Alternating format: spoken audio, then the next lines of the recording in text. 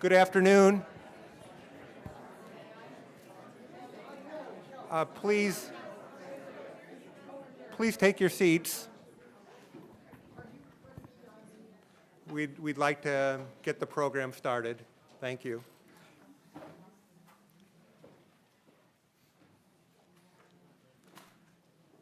I'd like to welcome everyone to today's symposium entitled Aging Research at Yale, Past, Present, and Future. We have a very exciting afternoon planned. I'm Tom Gill, and I direct the Claude D. Pepper Older Americans Independence Center at Yale, which is sponsoring today's symposium. I'd like to express my gratitude to several persons who have worked tirelessly to plan and organize today's activities, including Denise Acampora, Eliza Kiwick, and Robin Bonanno in geriatrics, Carrie Falvey, Mary Hu, and Michael Fitzuza in the Dean's Office, Karen Pert in Public Affairs and Communication, Susanna Samaji in the Development Office, and the entire leadership of the Pepper Center. Before I make my first introduction, I'd like to briefly review a few housekeeping items. First, there will be a 10-minute break about halfway through the program at 4:30. The restroom is on the mezzanine level with access either through the elevator from the ground floor up or through the back door at the top of the room. Staff members from the Program on Aging will be in the aisles to assist you if needed. Second, we've distributed index cards, perhaps as you were walking into the room, as a mechanism to solicit questions for our panel discussion, which will take place at the end of the program. If you'd like to ask a question, please jot it down on the index card during the talks, and our staff will collect the cards at the end of each row following the talks. If you would like to direct your question to one of our speakers, please indicate that on the index card. Finally, for those who have cell phones, if we'd ask you just to put them on vibrate mode, if you wouldn't mind, so we don't disturb our speakers. I'd now like to introduce the Dean of Yale School of Medicine, Dr. Robert Alpern. Dr. Alpern is a nephrologist, otherwise known as a kidney expert. Before assuming his current position in 2004, Dr. Alpern was on the faculty at University of California, San Francisco, and University of Texas Southwestern Medical Center in Dallas, where he served as dean from 1998 to 2004. Dr. Alpern has been an outstanding dean and leader, and we are fortunate that he was able to join us for today's symposium. Dr. Alpern.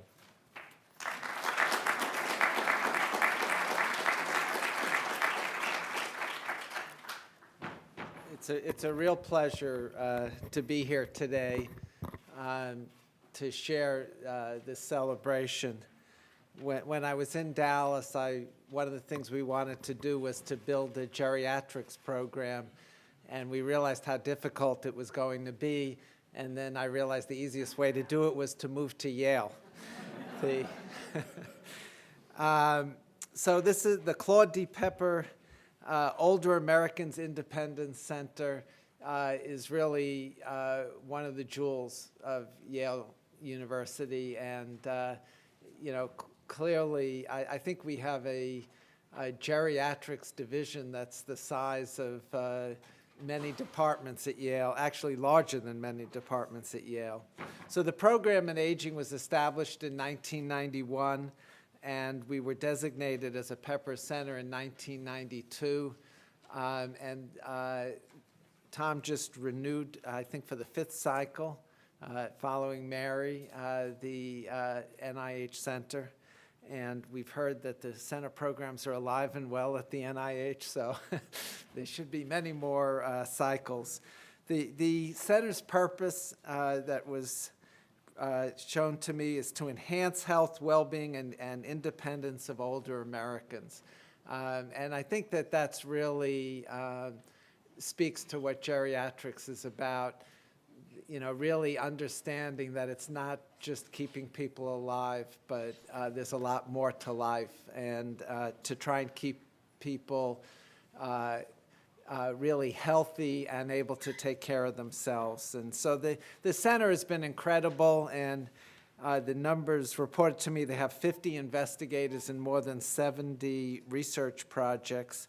And the ultimate goal is that to match longevity with the quality of life.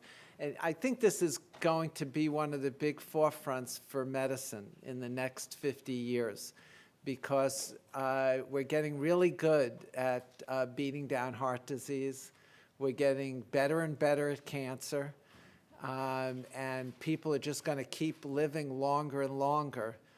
I think one of the major economic problems that this country is going to face is if people live to 130, can they afford for them to stop working at 65? And I think it actually, we are getting to this point where we need to stay strong, not just alive, for longer, for it to all work. And so that's what this center's about. And so I do want to acknowledge the support of the NIH. We're delighted that Richard Hodus is here today from the National Institute of Aging. He's a Yale College graduate, so he has his ties here, although he did wander up to Boston for medical school. But we do appreciate their support. And as I said, the funds that have come here have really allowed the center to support investigators all across Yale University. I think there's like total funding of $33 million that have come through the center, with an estimate that it's led to about $200 million in grant funding. And so I think it's an incredible success and one of the real unique strengths of Yale University. So that's the end of my comments. And now I'm pleased to introduce the next speaker. So when they gave me the points that I was supposed to cover today, they told me that, well, you need to know that what Rosa DeLauro is going to speak about so that you don't say the same thing she's going to say. And I said, no, it's no problem, because I'm going first. So it's my pleasure, though, to introduce to you a dear friend, and actually a friend of everyone in this room because of her support for what we all try to do. Rosa was elected to the House of Representatives in 1990, a year before the program in aging was started. She is the ranking member on the Labor, Health, Human Services, and Education Appropriations Committee, and she can share that with you. She serves on a subcommittee responsible for the FDA. The Science Coalition recognized her as the 2012 Champion of Science. And Rosa is a spirited, relentless, and inspiring leader and advocate for science. And I can tell you that as a dean, I'm continuously on conference calls where other deans and people tell me, you need to speak to your congressperson and tell them to support the NIH. And I always tell them that would be a waste of time for me here, because Rosa is more committed to the NIH than I am. Rosa, please.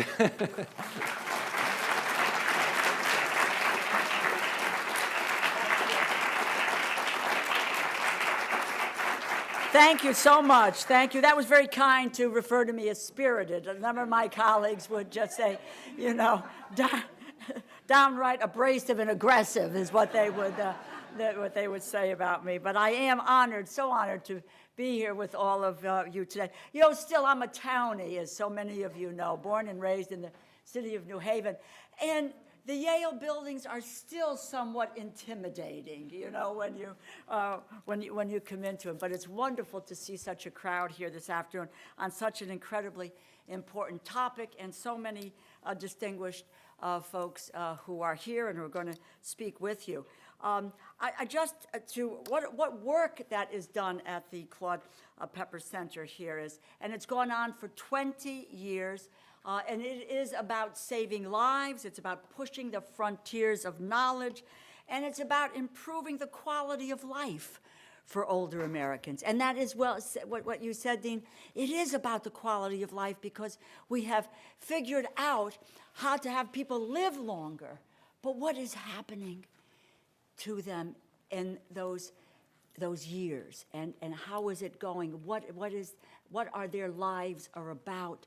And so that whatever their cognition is, that they senses that their life is still filled with some meaning, and what they are doing, and that's critically important to me. And I'll explain that in a moment to you, so that the work at Yale is complemented by the work at 15 other Pepper research centers across the country, due to a foundation, and I wanted to mention this, laid by an incredible human being, and that was Senator and Representative Claude Pepper. He served in both capacities. And I would just get into a pattern where we always mention the Senate first rather than the House. And the Senate is dysfunctional, and so is the House is dysfunctional these days. But in any case, he was a man, really, someone that after my own heart. And I obviously, I was in New Jersey doing the Mondale-Ferraro campaign when 1984, and Claude Pepper came in to do some helping out. So I never did. It was an admiration from afar of what this man was all about. As a senator, he advocated for national health care, equal pay for equal work for women, cancer and heart disease research programs, and a minimum wage. He also co-authored the legislation that established the National Cancer Institute, the first of the many National Institutes of Health institutes at the NIH. In his later years, he served in the U.S. House as chairman of the Select Committee on Aging and was known as the, quote, spokesperson for the elderly, and indeed an eloquent spokesperson for the elderly, so that the aging research centers could not have been named for a better advocate for the elderly. And here at the Yale Pepper Center, over 1,000 manuscripts have been published based on work supported by the center over the last 20 years. And over the last 10 years, the center has awarded over $200 million in research grants and career development awards to scientists and scholars who are pushing at aging research across a number of disciplines, from immunology to genetics, psychology to physical therapy, cardiology to nursing. And with that in mind, I would like to acknowledge and say thank you to the speakers who are devoting their time this afternoon to this symposium, some of the most accomplished leaders in the field. Among them, Dr. Mary Tinetti, the MacArthur Genius Grant winner, who led the founding of the Pepper Center in 1992, the first investigator to identify that older adults at risk for falling and injury could be identified. And while Dr. Tinetti has all of those wonderful credentials, I would just say personally to her that her care of my 99-year-old mother is at the top of that list. And my mother is not easy to care for, let me tell you. And Dr. Tinetti would concur in that effort. Dr. Stephen Strittmatter, his lab is conducting important work in combating Alzheimer's, repairing nerves after traumatic spinal cord injury. And I was honored to tour the lab and see the work that was being done by him and by others, and that we did it in 2011.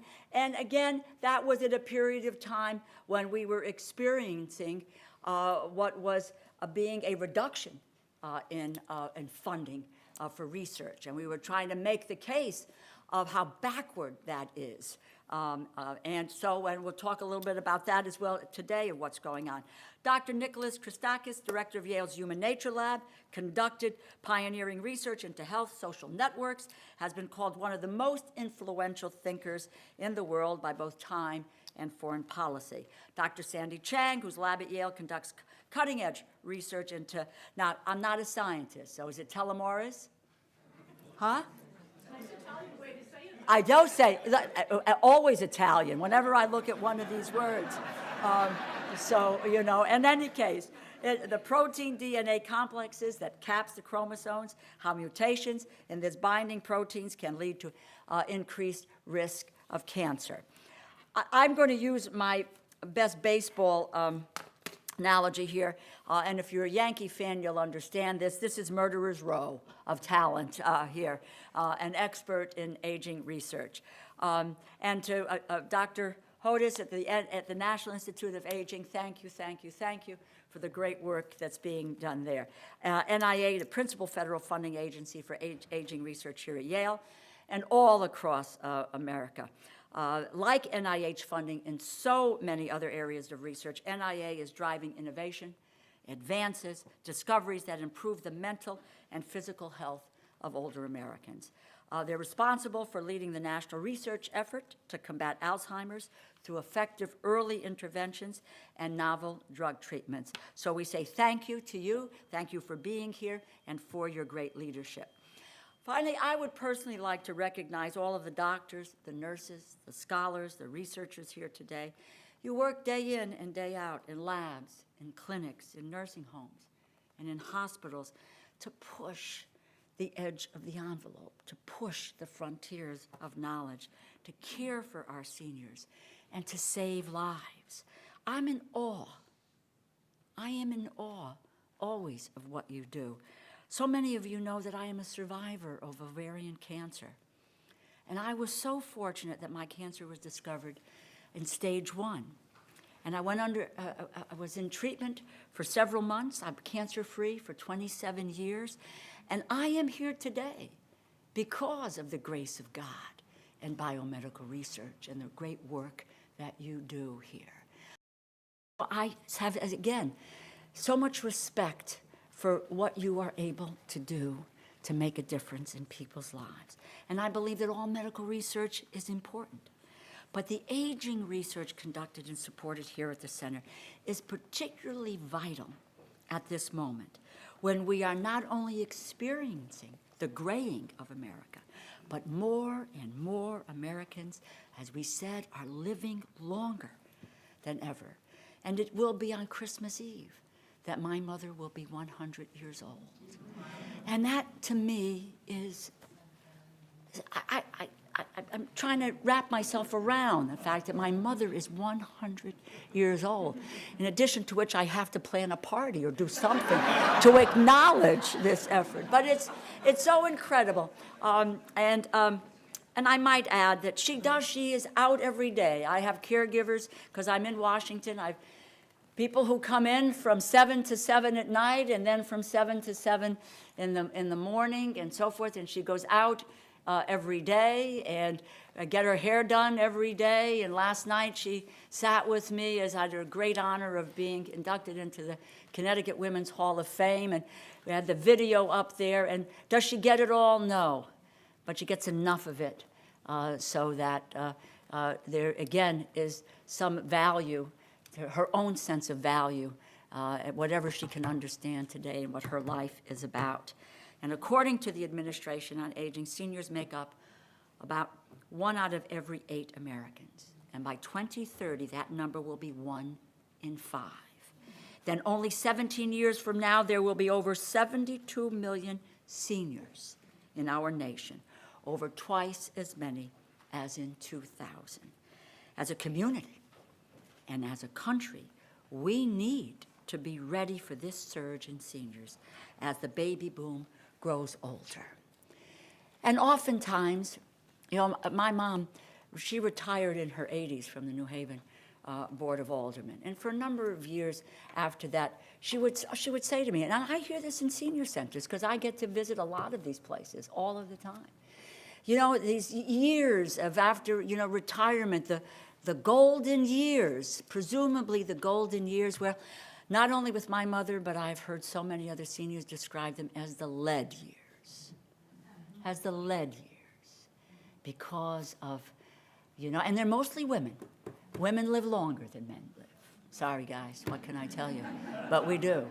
And we are more in danger of being in poverty because of wages and because of the retirement security and pensions, and because in and out of the workforce, there's not that much there in Social Security at the end of the line. So the highest demographic for people in poverty today are women who are over the age of 65 or 70 years old. So we need to be about that quality of life, which is what you do. We need the research that you in this room undertake daily. We need to improve care. We need to inform our policies, support the work that you do. We have to support the investments that make all of this groundbreaking research that you do possible. And this is something that I don't say in a self-serving way. I fight for every day. I am not a scientist. Some of the words I can't pronounce. I'm not. I am a budget appropriator, but I believe in the fundamental value of research and where it can take us and where it has taken us. I am the senior Democrat on the subcommittee that oversees the NIA and the NIH funding. And I know that the most important thing that I can do is to help Americans live longer, but to live healthier lives is to fight for those investments in your hard work. And as much as 85% of Yale's federal research portfolio is funded by the National Institutes of Health. I will tell you this juncture just for a second, that we have serious difficulty with the appropriations process today, where it plays out, this dysfunction that is occurring in Washington plays out in this committee. As Dr. Hodus knows, this was a committee where you had the most and the broadest based bipartisan support of any of the committees of the federal government, and particularly in the area of research, because we had a sense none of us are scientists. None of us are doctors or researchers. But we have a sense that we had a responsibility to appropriate resources and not earmark them for a specific purpose, but say, here is the money. You place it where the greatest need is. That is beginning to unravel in so many ways. And if Dr. Collins were here, Dr. Francis Collins, the head of the NIH, were here, someone who I admire deeply, I will tell you that 2 years ago, we, on the Appropriations Committee, all of the various agencies that come up and are funded through labor, health and education and human services, come before our committee and make their case. When I served earlier on the Appropriations Committee, the NIH used to come up and all of the institutes were there. They talked about their groundbreaking research. They talked about where we were going and the interplay amongst the institutes and how that research overlapped with one another, and in a very positive sense. 2 years ago, the committee chairman would not allow Dr. Collins to come and testify before the Appropriations Committee. Not only did we have all of the institutes, we used to bring them in one at a time after that to lay out specifically where they were going, what they were doing, and the groundbreaking efforts that were underway. They would deny the director of the National Institutes of Health a platform to testify before us. I asked the committee chairman, he did, others did, they said no. What I wound up doing, because I have such a high regard for the NIH, is I invited him to my home, and I invited members of Congress to come to listen to him about what was going on at the NIH, so they would have some idea of how important it is for us to be supportive of this effort. One other point to let you know is this year, because of the cuts, the federal cuts as you know, as sequestration. That's across-the-board cuts to every department. When the Labor, Health, Education, Human Services bill came up to be discussed, that bill never even made it to a subcommittee because the number was so low. Since 2010, this subcommittee has taken a 17% cut in all of the programs that it undertakes. The Ryan budget had billions of dollars in cuts to the NIH. This bill that didn't see the light of day, though I saw a draft of the bill, had an additional $1.6 billion cut to the NIH. That is criminal in my mind. That is criminal in my mind. We passed the Affordable Care Act. It was one of my proudest moments in the Congress, but equally as proud was I in doubling the NIH budget between 1998 and 2003, something we need to do again. That was done on a bipartisan basis with people like a John Porter, my Republican colleague, Ralph Regula, and others came together with David Obey on the Democratic side, Bill Natcher, others who recognized how valuable research is. And you know, I'm going to enlist your help here. We were never meant to go backward in funding for the NIH. We need your help. I ask for your help. Please, make your voices heard. You have standing. I'm not a scientist. I'm not a researcher. You are. Your voices carry. And they can tell us, they can send a message that unfortunately myself or some of my other colleagues cannot send. That doubling resulted in real dividends. Here at Yale, scientists recently developed a new way to prevent staph infections by genetically manipulating cells. They've identified a single molecule that impacts learning and memory, suggesting new treatments for diseases like Alzheimer's. All of the groundbreaking research I mentioned earlier relies on NIH and NIA funding. If you factor in population growth and inflation, NIH funding right now is over 14% below what it was in 2010. The number of research grants is lower than it has been since 2001. This, as I said, diminishes the capability to fund research, conduct clinical trials, and develop new life-saving treatments. You know better than anyone else that medical breakthroughs just don't happen by some alchemy. They don't. They happen because of hard work and insights of medical researchers and the strong support of the NIH. And it is support that leads to groundbreaking discovery. If we do not support this funding, we would only recognize the tremendous losses years down the road when the benefits of the research is not forthcoming. It would negatively affect the health of every American. The discovery of fundamental knowledge about how we grow, how we age, become ill, may dramatically slow. So, too, may the treatments for the prevention and the treatment of disease. Cutting-edge treatments for cancer, for heart disease, for stroke, for osteoporosis, arthritis. That is what medical research gives us. The gift of good health, the gift of golden years, and the gift of life. It is a gift that I have treasured for over a quarter century since my cancer diagnosis.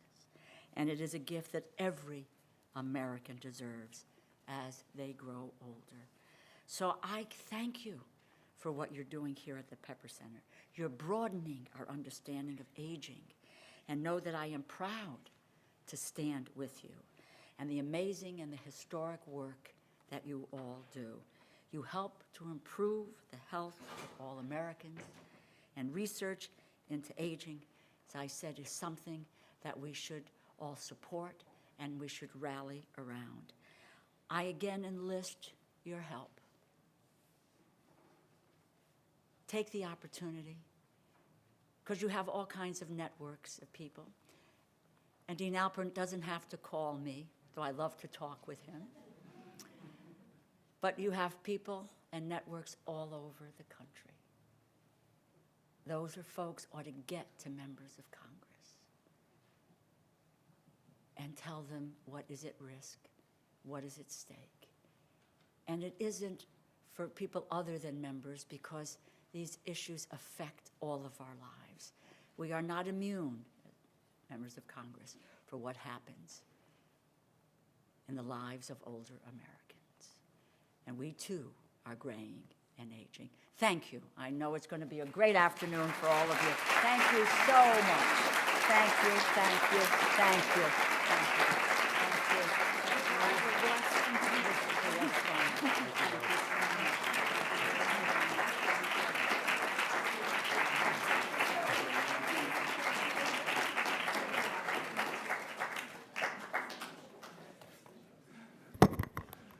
Thank you, Congresswoman, for those really inspiring words. I'm honored to introduce our next speaker, Dr. Richard Hodus. Dr. Hodus is director of the National Institute of Aging, or NIA, at the National Institutes of Health. The NIA is the principal federal funding agency for studies of the basic clinical, epidemiologic, and social aspects of aging, including the Pepper Center program. Dr. Hodus has been director of the NIA since 1993, and he informed us today he's the second longest standing director of an NIH center. Dr. Hodus' visit to Yale represents a coming of home of sorts since he received his bachelor's degrees here in 1965 before heading up north to Boston for his medical training at a school not to be named. Dr. Hodus is a diplomat of the American Board of Internal Medicine. In 1995, he was elected as a member of the Dana Alliance for Brain Initiative. In 1997, he was elected as the fellow of the American Association for the Advancement of Science. In 1999, he was elected to membership in the Institute of Medicine of the National Academy of Sciences. As author of more than 250 research papers, he's an influential scientist in and contributor to the field of immunology, and he's been an outstanding and tireless leader of the NIA. Tomorrow, Dr. Hodus will be meeting and interacting with many of our faculty and trainees in several different forums, including a scientific poster session. Please join me in welcoming Dr. Hodus back to Yale.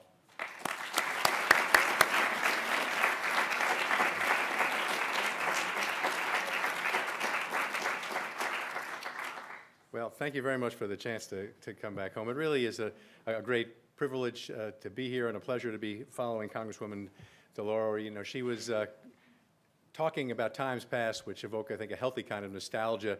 You can perhaps imagine from her descriptions the times not so many years ago when Republicans, Democrats, bipartisan members of Congress and Appropriations Committee would dedicate day after day to have come before them the directors of each of the NIH 27 institutes and centers, a chance to talk about the work that all of you are doing, to have it appreciated, to communicate to our policymakers the importance of what was happening. And as she's noted, we don't have those opportunities so much anymore, but we can all hope the day will come when we can once more return to that style of communication with our national leaders. It's a great pleasure to be here and to introduce or open this symposium. The title is rather pretentious. I hope I didn't really make it up, but what is striking, as you'll see, in a brief summary I'll give you of the way in which research is supported across NIA, the Institute on Aging, and some of the major areas of research, you'll see how closely it maps really to the presentations you'll be hearing. I'm sure that's just a coincidence. Because it does reflect, as noted, the leadership in each of these major areas of science that you here at Yale have played. So let me talk about the major divisions of research support at NIA. The first in the Division of Aging Biology, as you can see reflected in the name, this is the area of discipline that look to understand what the underlying molecular, cellular, genetic basis is for aging. And as we'll turn to as a theme, I think, that crosses much of what we're doing, with the recognition that what is important for aging really underlies issues of health across organs, tissues, and lifespan. So there's a centers program which provides infrastructure, and then a series of programs in molecular cellular biology, genetics, immunology. We want to go on through all of the areas of basic science you know so well. In terms of a suggestion of the future and opportunities in this area, I would just highlight what was a very recent event last week held in Bethesda. And it was sponsored by a geroscience interest group. Now, geroscience is a relatively recent term, I think coined about 2007, give credit to the folks at the Buck Institute in California, and it reflects the fact that there is likely underlying relevance for the aging process to many of the conditions that accompany aging. And so by understanding the biology of aging, we in fact serve not just NIA's mission, but that across all of NIH, all those interested in health and well-being. This interest group presented a summit that was opened by Francis Collins, then had a series of keynote presentations that really spanned demographics, health issues, and underlying biology. You can see the session titles here.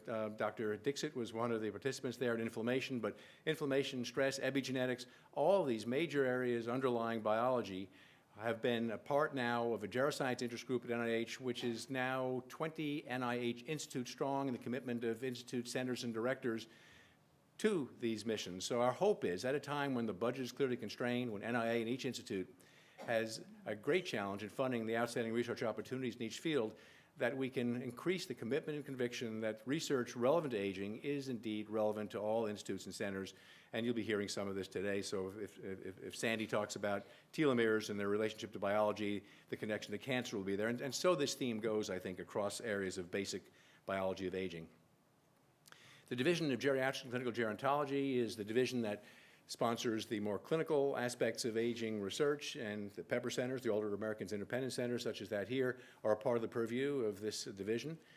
It has interest in some areas that are quite germane to aging as a process, such as menopause, some conditions that you'll be hearing about, such as frailty or increasing risks of comorbidities that are accompanying aging. But it really crosses, as you will see here, many aspects of disease, condition over an age span.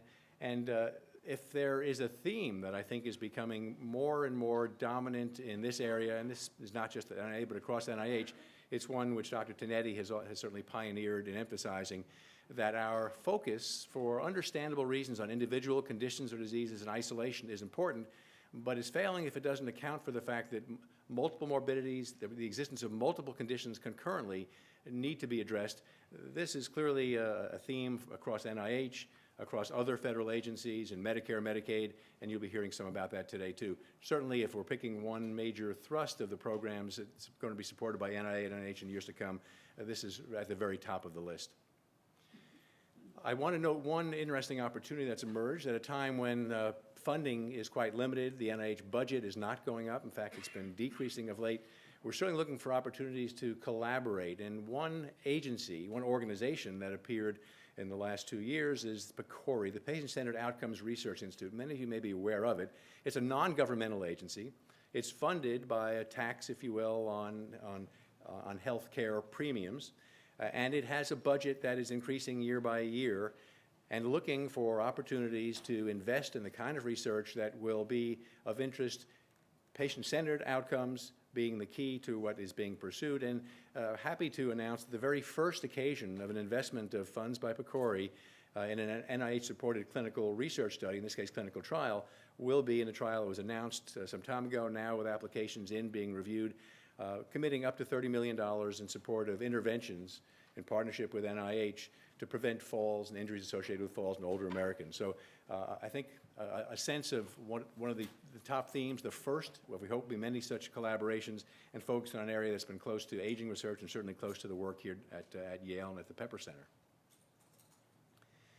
The Division of Behavior and Social Research is a third of our 4 extramural divisions that spans a wide spectrum of research from individual sciences such as psychology through the population sciences such as demography and economics. It has maintained a number of centers programs as well as studies that have, for the first time, characterized at a high level of specificity the longitudinal consequences of aging over time in terms of health, biology, but also behavior, finances, and social issues.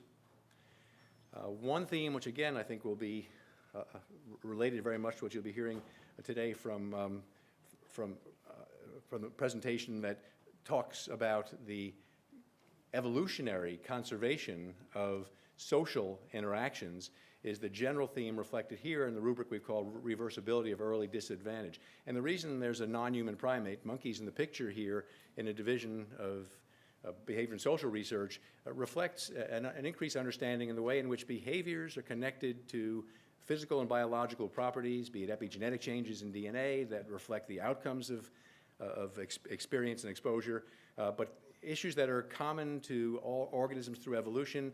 And reversibility here reflects to the fact that early life experience, sometimes adverse, produces consequences which, if not interfered with, themselves can be quite negative. They can now, in very exciting areas of research, be understood in terms of both behavior, but also the underlying or associated biology and epigenetics, and the ability to reverse such changes, holding great promise to try to devise interventions, be they behavioral or biological, to address and reverse outcomes of, in particular, adverse events that may have occurred earlier in lifespan. The Division of Neuroscience, a major, in fact, the largest of the 4 divisions, reflects the fact that NIA is the lead agency for research in Alzheimer's disease, although it's more than Alzheimer's disease that is being studied. It's changes that occur over time with age in cognitive function, but also in other sensory motor functions and functions such as sleep.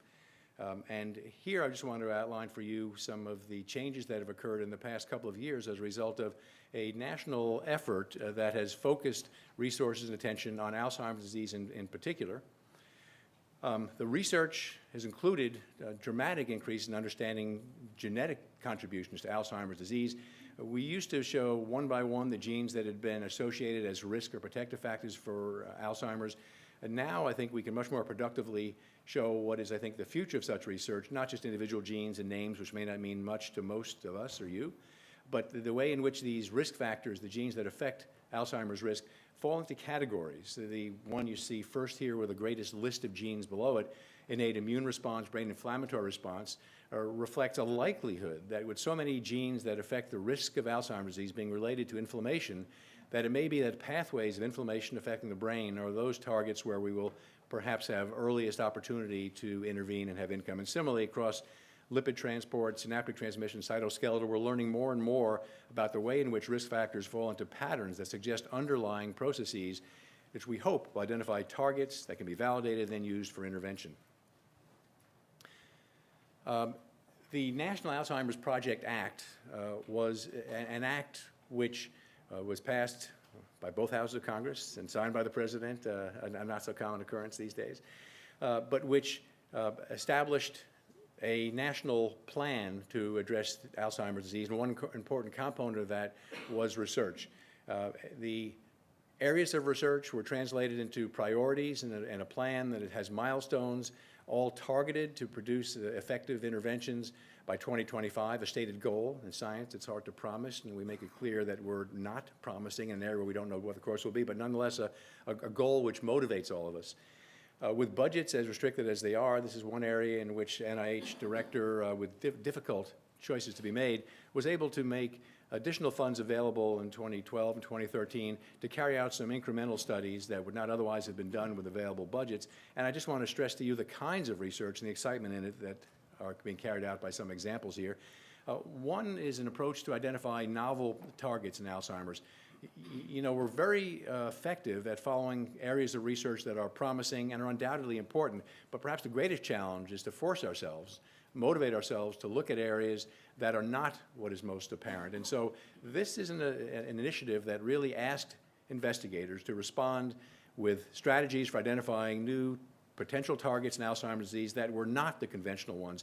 And the pattern of most of these studies is really in the opening of a very new and I think phenomenally interesting area of science based on network and systems analyses, mathematical analyses of large data sets that really has been possible only in the last couple of years, that have compared, for example, gene expression patterns or protein expression patterns or gene sequences in hundreds of people who either have Alzheimer's disease or don't, or where tissues expressed in various areas of the brain will have different such patterns, and from all of that to deduce the targets, the nodes for what appear to be the most important pathways in disease.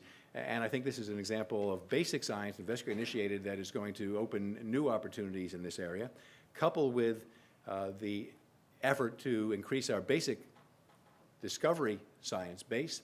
Have been some areas to translate what we already know as promising opportunities into clinical trials to prevent Alzheimer's disease. Now, Sad to say, we've all been highly disappointed with the fact that the large clinical trials addressing Alzheimer's disease in the years through the present have been extremely disappointing. We have not yet had great success. I think there's a conviction, well-based, that a lot of this may relate to the fact that these studies were carried out generally in individuals who had advanced state of changes in the brain manifest by disease, a time at which substantial damage has been done, probably very difficult to reverse. So you'll see in the pattern of these studies that are being supported now an attempt to look earlier and earlier in the underlying course of the disease before symptoms even appear.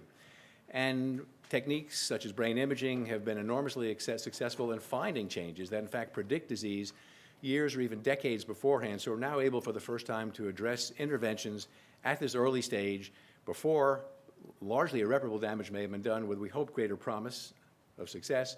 And so examples of some of the studies that are being carried out here, the Alzheimer's Prevention Initiative, taking individuals who have the APOE4 allele, a strong risk factor for Alzheimer's disease, but who have not yet developed any symptoms, and beginning early to address therapies, in this case, therapies that target beta amyloid, to see if it's possible to prevent the advance to clinical stage of disease. Similarly, I mentioned the growing body of evidence that inflammation in the immune system may be playing a role in the etiology of Alzheimer's. So stimulating the innate immune system, in fact, in this case with the GM-CSF, a hormone or a growth factor, to see if it's possible to head off the early stages of advance there. And similarly, the dominant inherited Alzheimer's network trial, just to point out there are tragic families with Alzheimer's disease determined by specific genetic mutations where Alzheimer's develops in the 50s, 40s, even 30s. Enormous tragedies, but with a lot to teach us about the underlying biology and with individuals who are desperate themselves for intervention. So trials such as this will actually begin to treat people 10 or 15 years before we know with certainty those individuals will develop Alzheimer's disease if not treated. Examples of opportunities that are arising these last years and give us a new hope for, in fact, making a difference in this very terrible disease. And let me just end with the slide illustrating the Brain Initiative. This is one that was announced with a great deal of fanfare by the White House that sets the enormously ambitious goal of over the next decade or so trying to understand at the level of individual neurons in the brain not only what each of them is doing, but how they connect with one another. Audacious is the word applied, I think, but it's likely to drive a new generation of neuroscience and advance that we hope will take us to areas of not just understanding of underlying biology, but an opportunity to see the targets by which we can increase the successful aging in the context of the session we'll be hearing about today, in the brain, in the rest of the body, in the mind, and the quality of life and its improvement, so that as we continue our success in extending lifespan, as you've heard expressed already, we can manage to make that lifespan of the highest possible quality of independence and good health. So I leave you with this as just an expression of the breadth of research in aging that we think holds great promise. You'll see, without coincidence, this is really typical of the cutting-edge work being done across the programs here at Yale, and I look forward with you to sharing the experience of hearing from the very talented leaders in the field who will be talking over these next hours. And thank you again for the opportunity to be back here with you.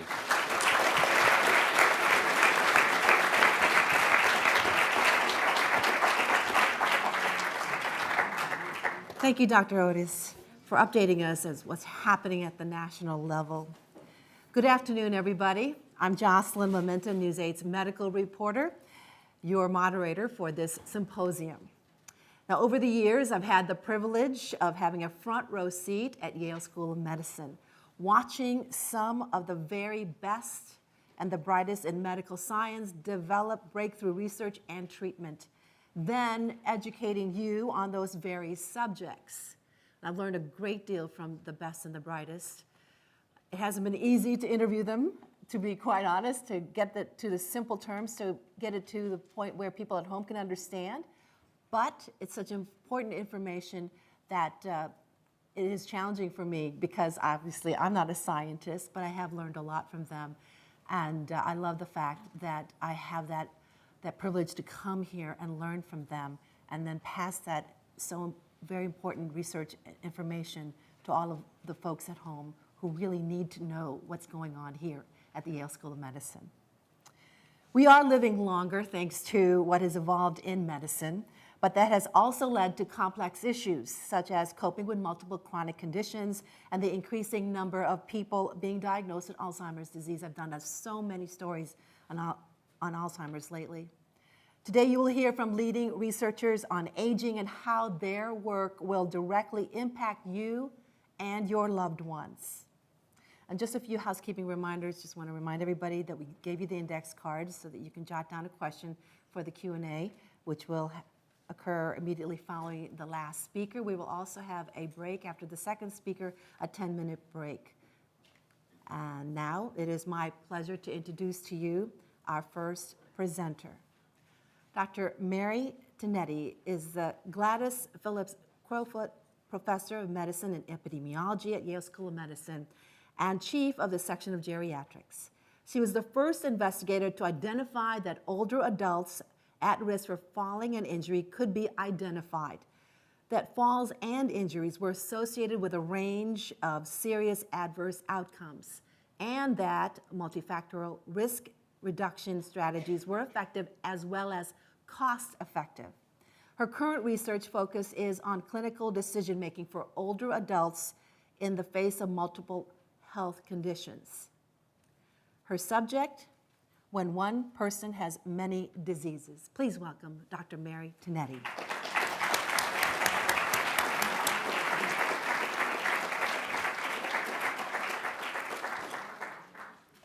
Thank you. It is really wonderful to be here, and I thank you very much, our special guests who have been here with us, and very happy to be able to be with you.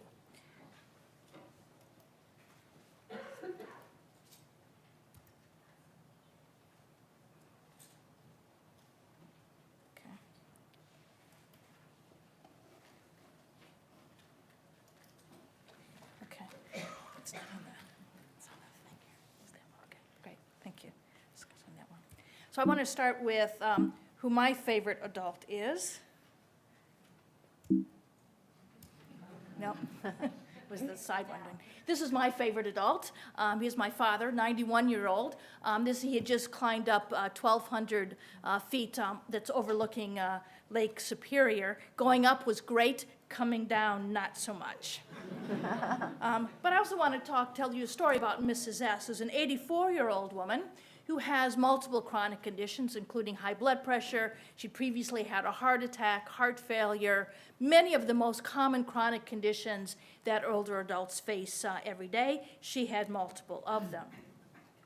She also, not atypically for people of her age with multiple chronic conditions, takes many medications.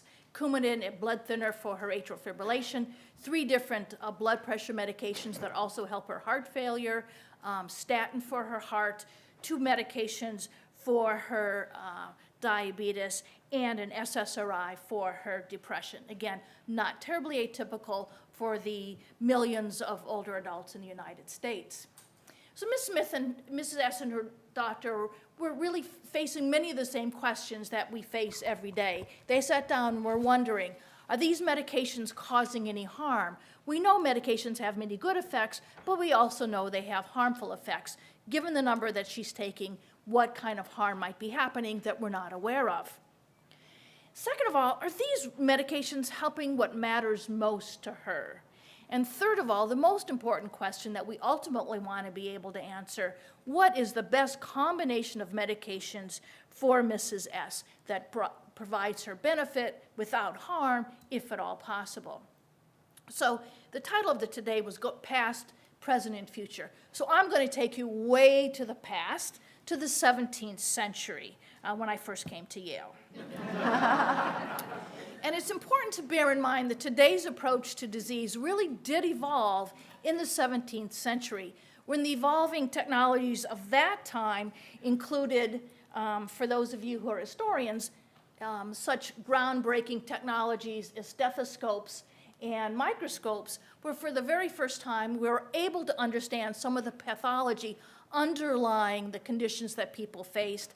We're able to relate the symptoms and impairments that they had with these pathologies.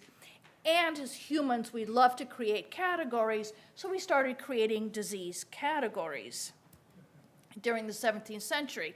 As we move from the 17th century to the 20th century, these advances in our understanding of the pathology were matched to our understanding and capabilities in areas such as surgery and pharmacology. And for those botanists in the audience will recognize this is a foxglove, one of the very earliest medications, digitalis. And so we were able to diagnose and treat diseases based on our understanding of the pathology, and we evolved the model of disease approach to healthcare, which still dominates our medical establishment today and has been highly successful and is one of the many reasons why people are living longer.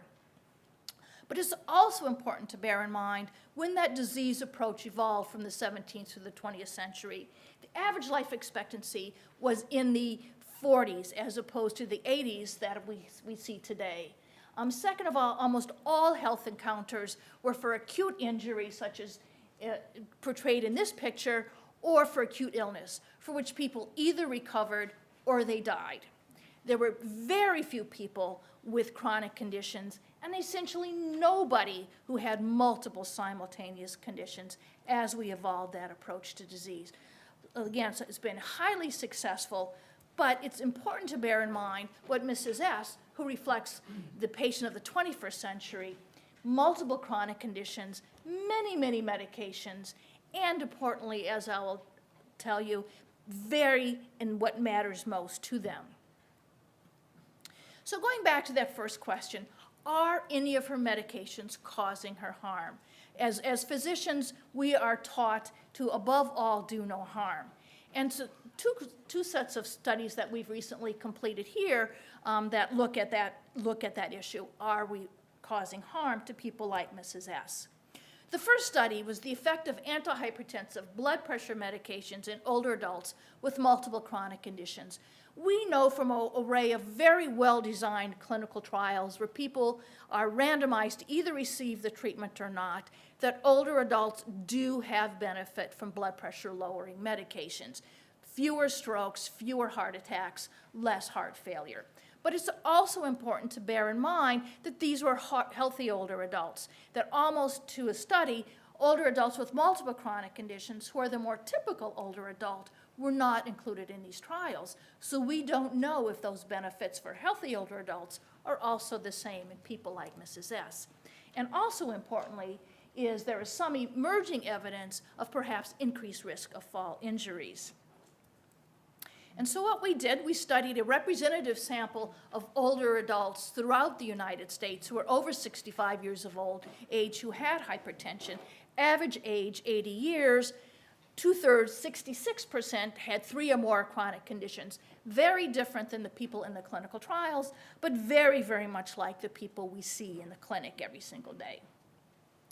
And we, by looking at the number of blood pressure medications and the doses, we're able to divide people into those who essentially had no antihypertensive medications for a range of reasons, those that took 1 or 2, or those that took 3 or more. And as you can see, 14%, because we do a pretty good job in this country of treating hypertension, there's only 14% who took no medications, 55%, about half, 1 or 2, and 31%, about 3 in 10, who took 3 or more blood pressure medications.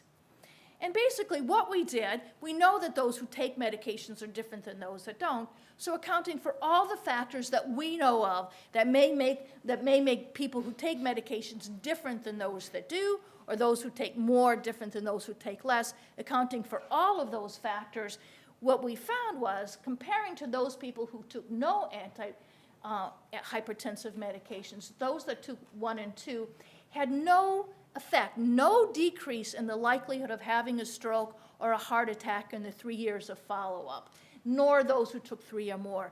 Very different from what we found in the clinical trials. But what we did find is that, again, people who took no blood pressure medications, adjusting for all those factors, making them look more alike, 40% increased risk in a serious fall injury, such as a hip fracture or a traumatic brain injury, with 1 to 2 medications, and about almost a 30% increase in very serious injuries for 3 or more medications.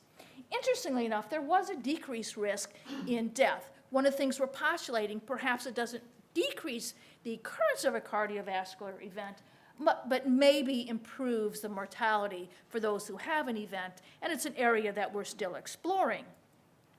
But what we do summarize is that in this population of real older adults, if you will, the larger amounts of antihypertensive medications seem to be associated with a decreased risk of death, but an increased risk of very, very serious injuries such as hip fractures and head injuries, and at least in our population, no effect on cardiovascular events, or perhaps only a modest decrease compared to, particularly in strokes, compared to what we see in the randomized controlled trials. No single study, particularly observational studies where we didn't randomize people, tell us the whole story, and I don't want the take-home message to be that blood pressure medications don't work, but the implications are that we need to look further and not assume that what we see in healthy people are the same as people with multiple chronic conditions, and it may be perhaps that they do have different effective treatments, and we need to look at the effect in this population. It may help cardiovascular events such as stroke or MI, but certainly at the risk of an increased fall injury. And it really raised for us the question is, how common is this trade-off? One condition better, one condition worse in people with older adults with the treatments that we give them. So with the help of Jonathan Lorgenpie, who's in the audience, who is now a third-year medical student, when he was a first-year medical student, worked with me on this study of what we call therapeutic competition. And what that means is treatment of one disease, it helps. Treatment of other disease, it hurts. Inherently, in multiple chronic conditions and treatments, we have trade-offs that we face. We help one condition, we hurt another, and we were just curious, how common is this in our population of older adults who take multiple medications? So we went back to that large randomized, representative sample of older adults throughout the United States and looked at the 26 most commonly recommended classes of medication for the 14 most common chronic conditions that older adults have, and asked the very simple question, how often did a medication for one condition potentially harm another condition? And to identify harm, we looked into the medical literature for evidence of medication harm on a condition, and based on a relatively systematic review of the literature for adverse medications in another condition, we found that in this representative sample of older adults, 36%, over 1 in 3, took at least one medication that helped one of their conditions but potentially hurt another. 20%, 1 out of 5, took 2 or more, and 12% took 3. Over 1 in 10 people took 3 medications that potentially could have harmed one of their conditions. Again, we don't know that they caused harm. This was the potential telling us we need to look further to see how often actual harm occurs. And the implications, again, is quite common that a third of our population, we are prescribing based on disease guidelines that drive decision-making in healthcare, potentially causing harm to our people unintentionally, meaning that we need to start looking at medications and what people should be on in a different way than it currently do it. But it also begs the question, if it helps one condition but hurts another, are we treating what matters most to people? So that was another set of questions that our group did, and Terry Freed, who is my colleague also at the program on aging and intersection, has also been a world leader on looking at trying to address the question of helping using medications that help what matters most. And we looked at 3 different studies that addressed this question. The first was the direct trade-off in older adults. Again, went back to hypertension, high blood pressure, serious fall injury, 2 of the conditions that Mrs. S has. 1 out of 3 people over the age of 65 are at risk for a serious fall injury for a whole range of reasons and have high blood pressure. This is not a theoretical or rare trade-off. It's an incredibly common one. And as you remember, we found that there was a potential increased risk of serious fall injury with control of blood pressure. So we went out to Greater New Haven area and identified 125 people who had both fall risk as well as high blood pressure, gave them the evidence, the best evidence we have of how much likely they are to decrease their chance of a stroke or heart attack with good blood pressure control, with blood pressure medications, versus the best evidence we have for the likelihood that we were going to increase their chance of a serious fall injury, such as a hip fracture. And we were quite surprised to find exactly half of the people faced with that trade-off would say it was more important for them to avoid the stroke or heart attacks they were willing to have a risk of fall injury or the medication effects such as dizziness or strokes, dizziness or fatigue to avoid a stroke or heart attack. But the other half said it was more important for them to avoid having a fall injury. Again, we expected people to really prioritize strokes and MI prevention, but people were 50-50, almost equally split. Again, implying that older adults with multiple chronic conditions vary in what matters most to them. We cannot, as physicians, identify what we should be recommending to our patients. We need to get from them what's most important to them. But it also begs the question, it's really kind of stupid. I mean, would you rather have a stroke or a hip fracture? I mean, it's a little bit of a ridiculous question. So we went back and thought about it again. Well, wait a second, people with multiple chronic conditions, how do we really compare these treatments to really answer the question, have we caused benefit or have we caused harm? So we thought about it, is there something such as universal, what we call universal health outcomes?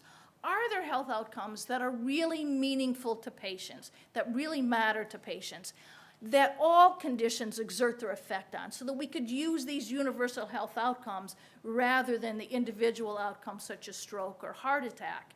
And are individuals able to prioritize when faced with that trade-off among these universal outcomes? And if so, can we use these universal outcomes to make decisions about benefits and harms? And so Dr.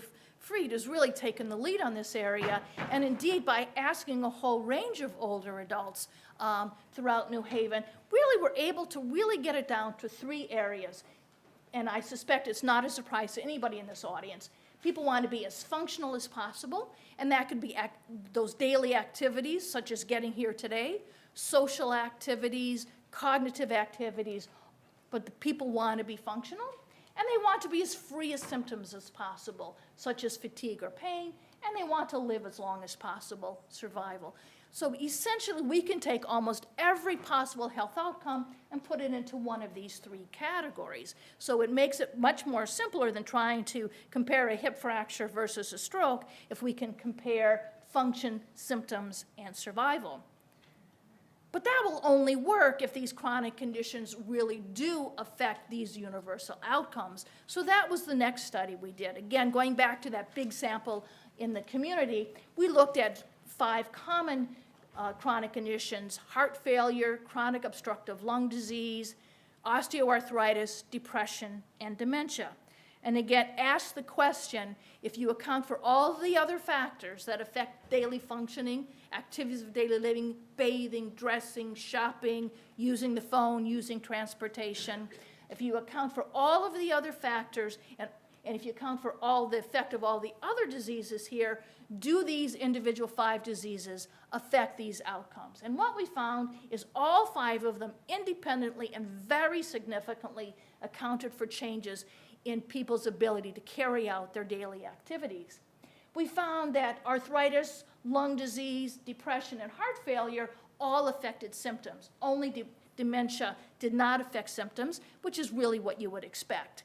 And finally, chronic lung disease, dementia, depression, and heart failure all increased the likelihood that people would die. So again, what we were able to show in this study is that these chronic conditions did exert their effect on these universal outcomes. So perhaps these are the outcomes that we should be thinking about and deciding whether a treatment is really effective or not.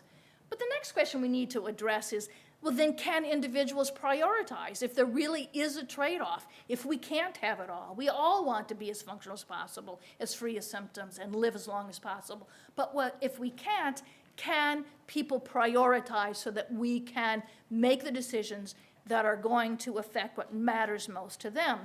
So Dr. Fried and her group asked, again, in 3 different studies in the greater New Haven area, asked older adults to, if you had to choose, rank order the priorities among symptoms, function, and survival or death. And they were able to do this. And this was the findings, at least for greater New Haven. And this was all 3 of the studies combined. Difference in each of the 3 studies, but 42% thought function was most important. 32% thought pain and other symptoms were most important. 27 prioritized survival. Again, people vary in what's most important to them, and we have to figure out how to incorporate that into the recommendations that we make and the research that we do. So again, people do think in terms of these universal outcomes. They are able to agree on a few outcomes. They are able to articulate the priorities, and they do vary in what matters most to them. So finally, it brings us to the future. And in a study that Dr. Allure and McAvey and I are now doing, and again, a very large data set, what we call the health outcomes with medications in the elderly study, we are basically taking all of those most common chronic conditions that Mrs. S had, taking all of the medications that she's taking, and trying to say, can we identify, using these universal health outcomes, can we identify which combination of these medications are most likely to give her benefit in the outcome that's most important to her, and which are least likely to give her harm? And Dr. Allure did this nice little schematic for me, and if anybody can tell in the audience what that means, you get a gold star. I certainly can. But I'll translate it for you. What we are planning to do is to identify those outcomes of symptoms, function, and survival, take into account the effect of all the chronic conditions, look at the effect of all the other factors that affect individuals' health in these areas, and all those medications, and try to identify, again, singles for benefit versus harm, so that we can say, you don't need to take 14 medications. We are going to find for you your own personal pill that is the combination of medications that are best for you. That obviously is very, very much in the future. We have a very, very, very long way to go. Dr. Hodus is going to have to give us a lot more money to get there, but that is definitely where those of us here at the Pepper Center are going in terms of trying to identify what works in clinical decision-making with chronic disease. I just want to end by thanking Dr. Hodus and the National Institute on Aging that supported all of this work I talked about today. A particular thanks to the older adults in greater New Haven who have just been quite generous in their times participating in all of our studies, and the wonderful people at the Program on Aging, some of whom who were brave enough to come for the picture, but all of those who were not as well. Thank you.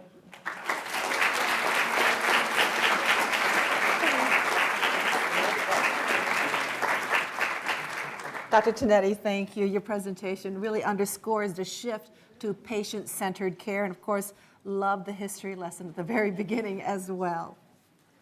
Our next speaker is a proud graduate of Yale College who received his MD from Cornell and his PhD from Rockefeller University in New York, followed by a residency in pathology at Brigham and Women's Hospital in Boston. He is now associate professor in the departments of laboratory medicine and pathology. His research focuses on telomeres. Yes, I can pronounce that word. The structures at the ends of our chromosomes that maintain the integrity of our genetic information.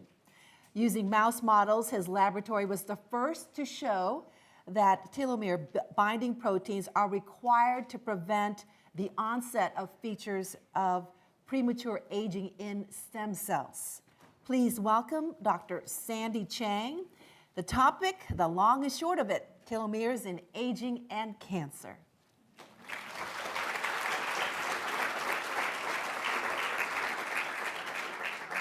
Well, thank you very much for that introduction, and thank you to the Yale Pepper Center for this invitation to speak to this illustrative forum. Okay, so I'm going to switch gears a little bit from Mary's talk, and I'm going to tell you about cellular aging. So the first aspect of cellular aging I want to tell you about is an experiment done in the 60s by Leonard Hayflick, and it was a very conceptually simple experiment, but with a profound implication. So Leonard Hayflick took normal human skin cells from young patients and just patches them in culture.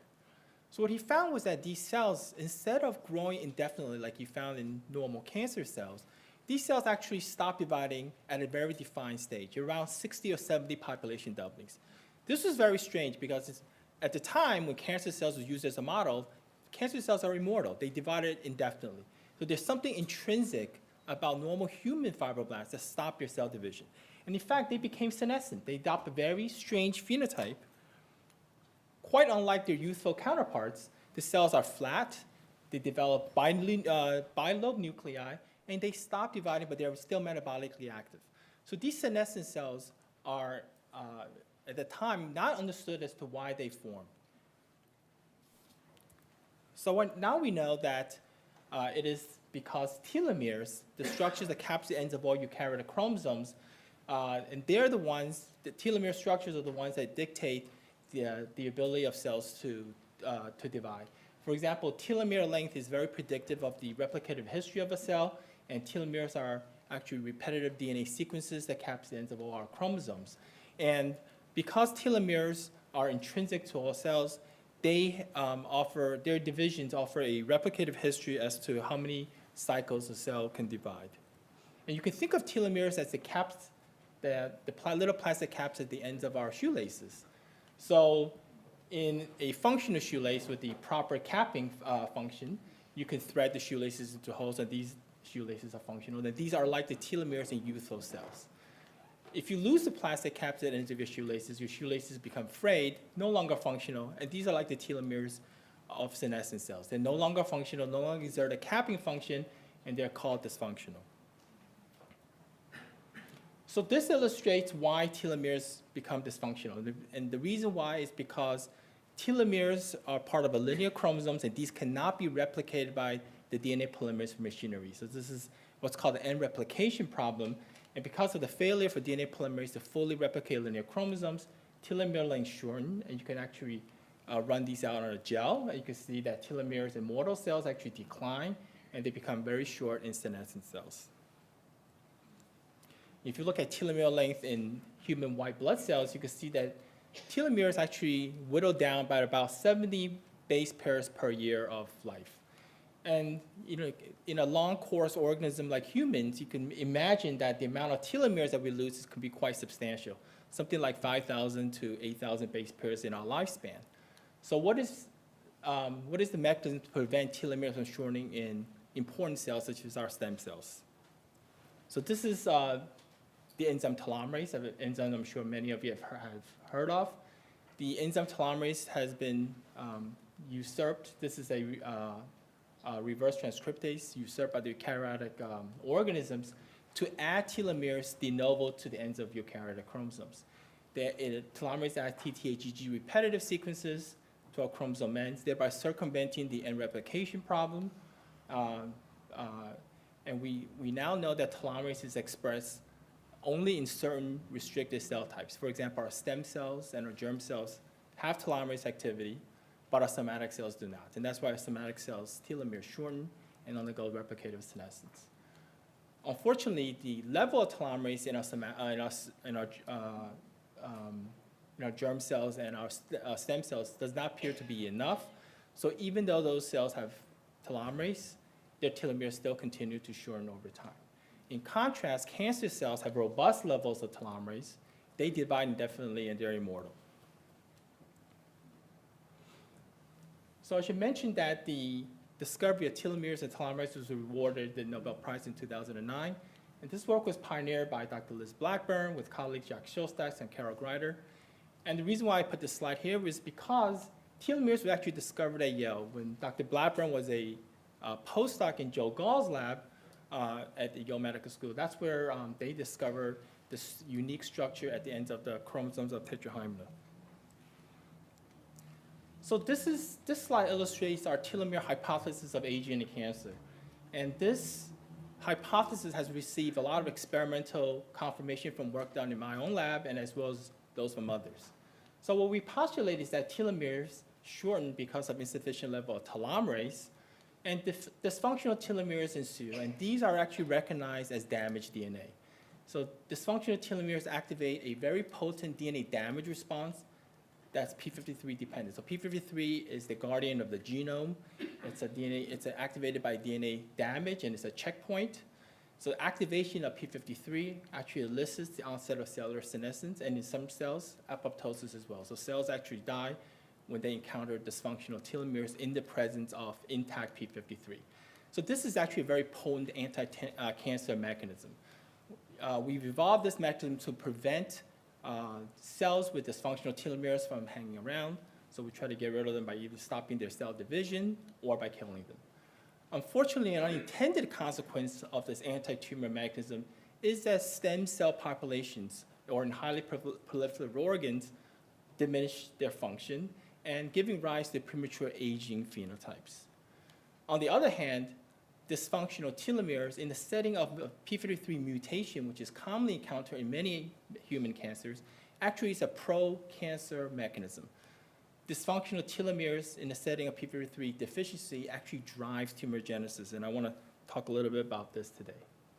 So we know that cancer incidence increases with age, and in fact, aging is actually the most important cause of human cancer. So if you look at telomere length in human preneoplastic lesions, for example, at the ductal carcinoma in situ in breast cancer, telomeres are actually very short in preneoplastic lesions. And this is illustrated by this diagram here. This is a ductal carcinoma in situ of the breast. You can see that nuclei are illustrated in blue, and telomeres are these little pink dots. So in basal epithelial cells, which are the support cells of the breast duct, you can see plenty of telomeres in these cells. In contrast, the neoplastic luminal epithelial cells have very short telomeres because of their increased replicative histories, and these are the cells that will give rise to breast cancer. So this slide shows that preneoplastic lesions have already very short telomeres. And very short telomeres actually engender chromosomal instability. So chromosome end-to-end fusions are a common feature of cells with very, very short telomeres.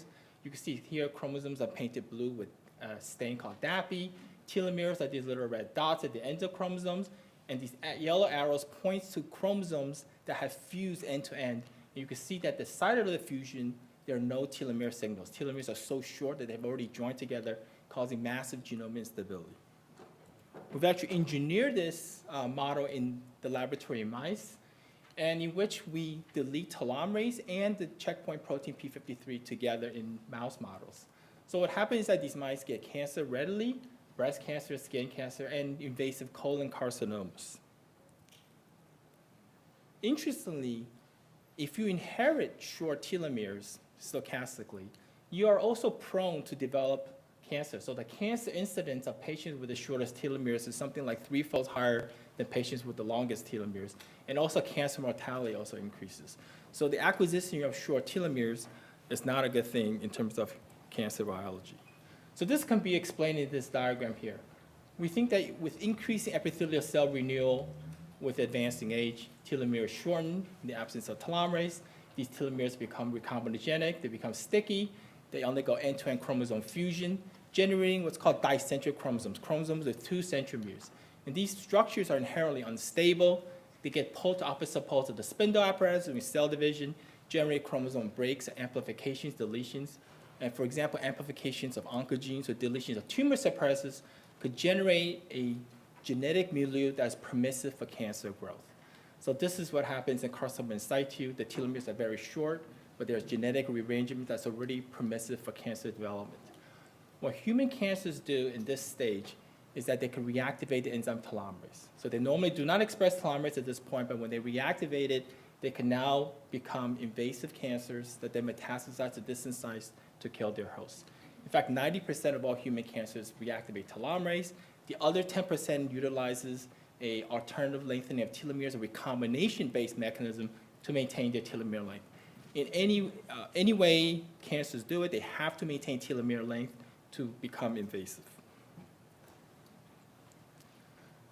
So what I've illustrated is that we have a telomere reserve that's usually enough to maintain health up to maybe around 70 or so years of age.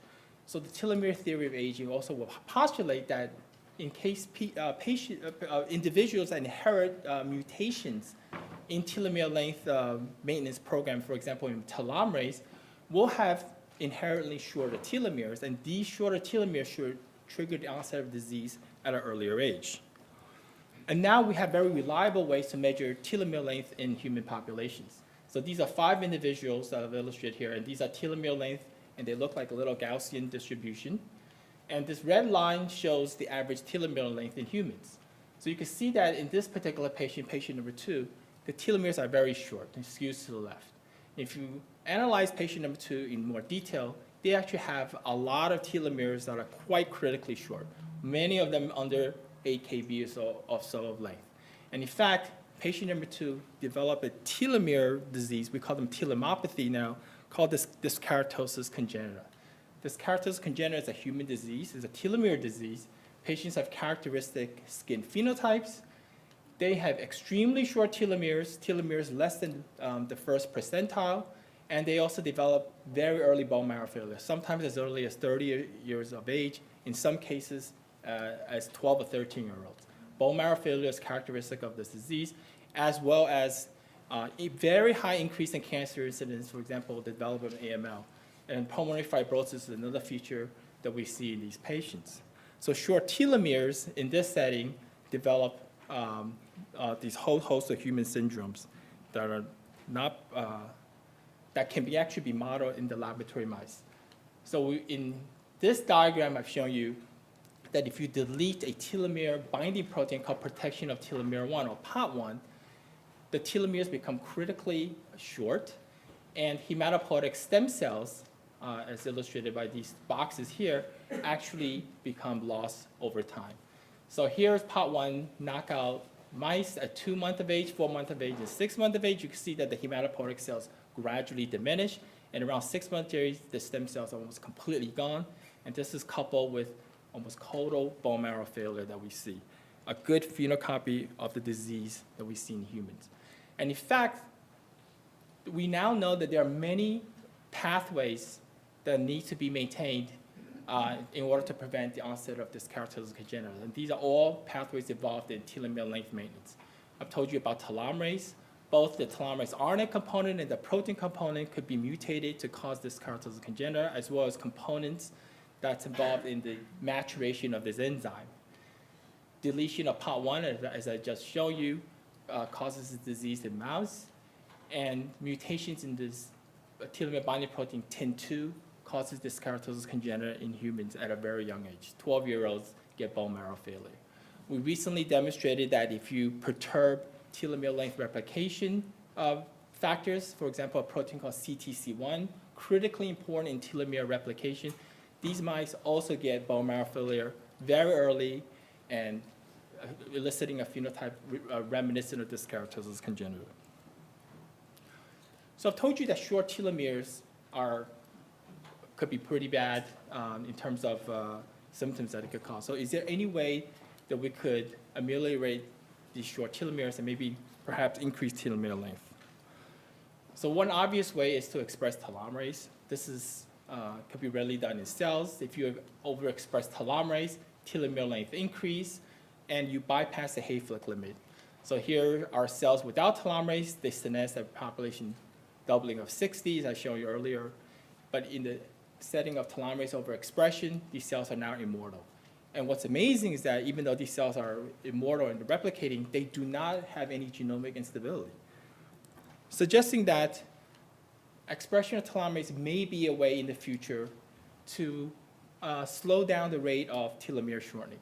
We already could do this in cells, and recent publications from the DePeno lab have shown that if you overexpress telomerase in the laboratory mouse, it can actually rescue many of the stem cell functions and increased lifespan in this mouse model. So the hope is that in the future, we could prevent the onset of or the development of dysfunctional telomeres and the genomic instability induced by dysfunctional telomeres through selective activation or transient activation of telomerase. And maybe we could even use this to decrease resistance to stress-induced cellular senescence. While these are the benefits of transient telomerase therapy, we also have to be cognizant of the fact that increased telomerase expression may not always be a good thing. Always have to worry about that if you increase the doubling rate of any cell, you increase the rate of DNA mutations, because most of the mutations happen during DNA replication. And if you increase proliferation of pre-malignant cells, for example, pre-malignant cancer-initiating cells, for example, perhaps the increase in cancer incidence would be inevitable. So the challenge in the future is to somehow add telomerase to the good stem cells, for example, and not trigger onset of cancer. So in summary, I've told you that some of the inherited factors, like, for example, the acquisition of short telomeres or the mutations in telomere length maintenance pathways accelerate telomere shortening, generate dysfunctional telomeres that act as a DNA damage promoting agent. And depending on the status of P53, telomere dysfunction can actually promote the onset of premature aging through stem cell exhaustion, or in the setting of P53 deficiency, generate cancer through increased genomic stability. We can now reliably diagnose short telomeres, so this is maybe one way we could quickly apply this to the clinic in a more general setting to look at people that come to the hospital to look at the telomere length. So perhaps people with very short telomeres, we could help them by suggesting, for example, lifestyle changes. We know that environmental toxins like reactive oxygen species, carcinogen of cigarette smoking, also lead to progressive telomere length shortening. So, so changes in lifestyle may be beneficial. So just want to thank members of the lab. I'm not going to list them all by name. They're illustrated here. And I want to thank my funding sources, particularly the National Institute of Aging and Dr. Hodus, for his support of my research. Thank you very much.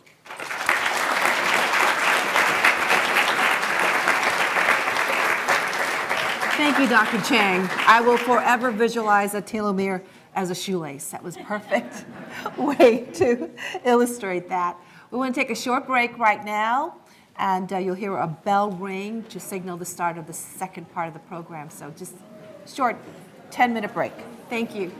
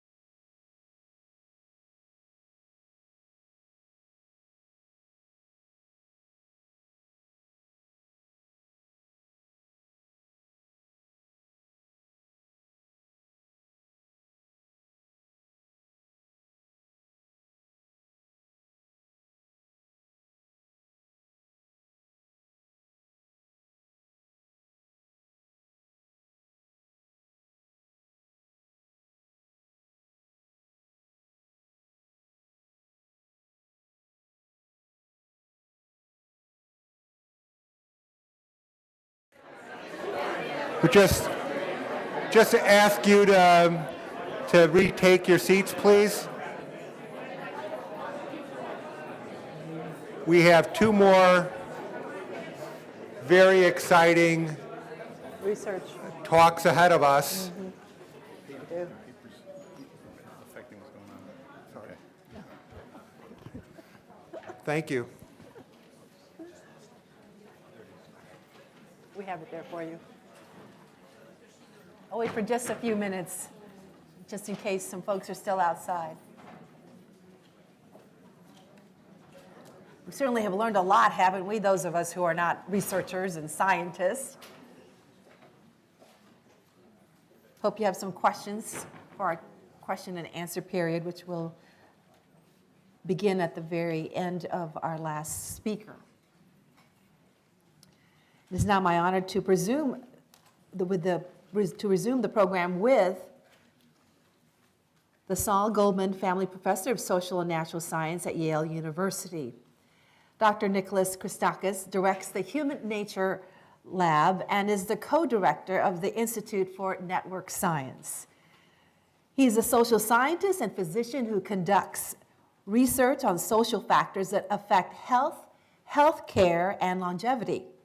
His current research focuses on health and social networks, and especially with how ill health, disability, health behavior, healthcare, and death in one person can influence the same phenomena in others in a person's social network. This work involves the application of network science and mathematical models to understand the dynamics of it all.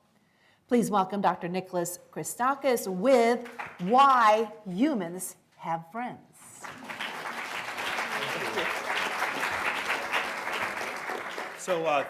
So thank you very much for that introduction. So what I'm going to be speaking about today in the 20 minutes or so that I have is real human social networks, and not so much the online variety, but rather the kind we humans have been making and embedding ourselves in for tens of thousands of years. And the structure and function of human social networks are, we think, deeply rooted in our biology and in our evolutionary past. And I also want to make a few remarks about what we might do with this knowledge. So what if we understand the structure and function of human social networks? What's the point of a basic science program that seeks to understand how and why we assemble ourselves into these networks? What can we do with this knowledge to make a world a better place? I'm going to be telling you about a couple of experiments that we've been doing in our group to explore how we might intervene in human social networks in order to make the world better, improving public health, fostering cooperation, and increasing other desirable properties of human populations.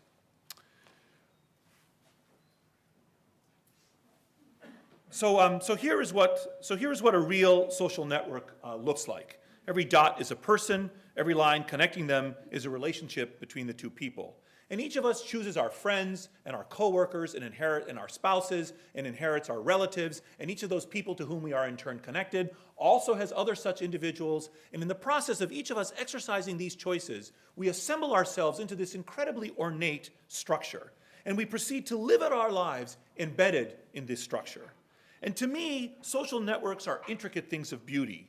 And they are so elaborate and so complex and so ubiquitous, in fact, that one has to wonder, what purpose do they serve?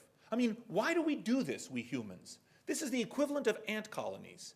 We assemble these elaborate structures, we live our lives within these structures, and they have this particular kind of appearance, as I'm going to show you.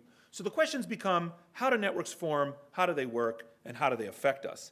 And I've spent the last 10 years or so researching how and why human beings form social networks and how they affect our lives, how they affect our health, our desires, our feelings, our thoughts, and our actions. And I'm going to briefly start with the work that we've did with obesity because it sets the stage for illustrating a number of other points. So now, as most of you probably know, the prevalence of obesity has been increasing dramatically over the last 10 years in our society, going from about 20% of Americans being obese to 30% of Americans being obese. And it's common to speak about obesity as being epidemic. And it's clear that obesity is epidemic in one meaning of the word, which is that there's more of it than there used to be before.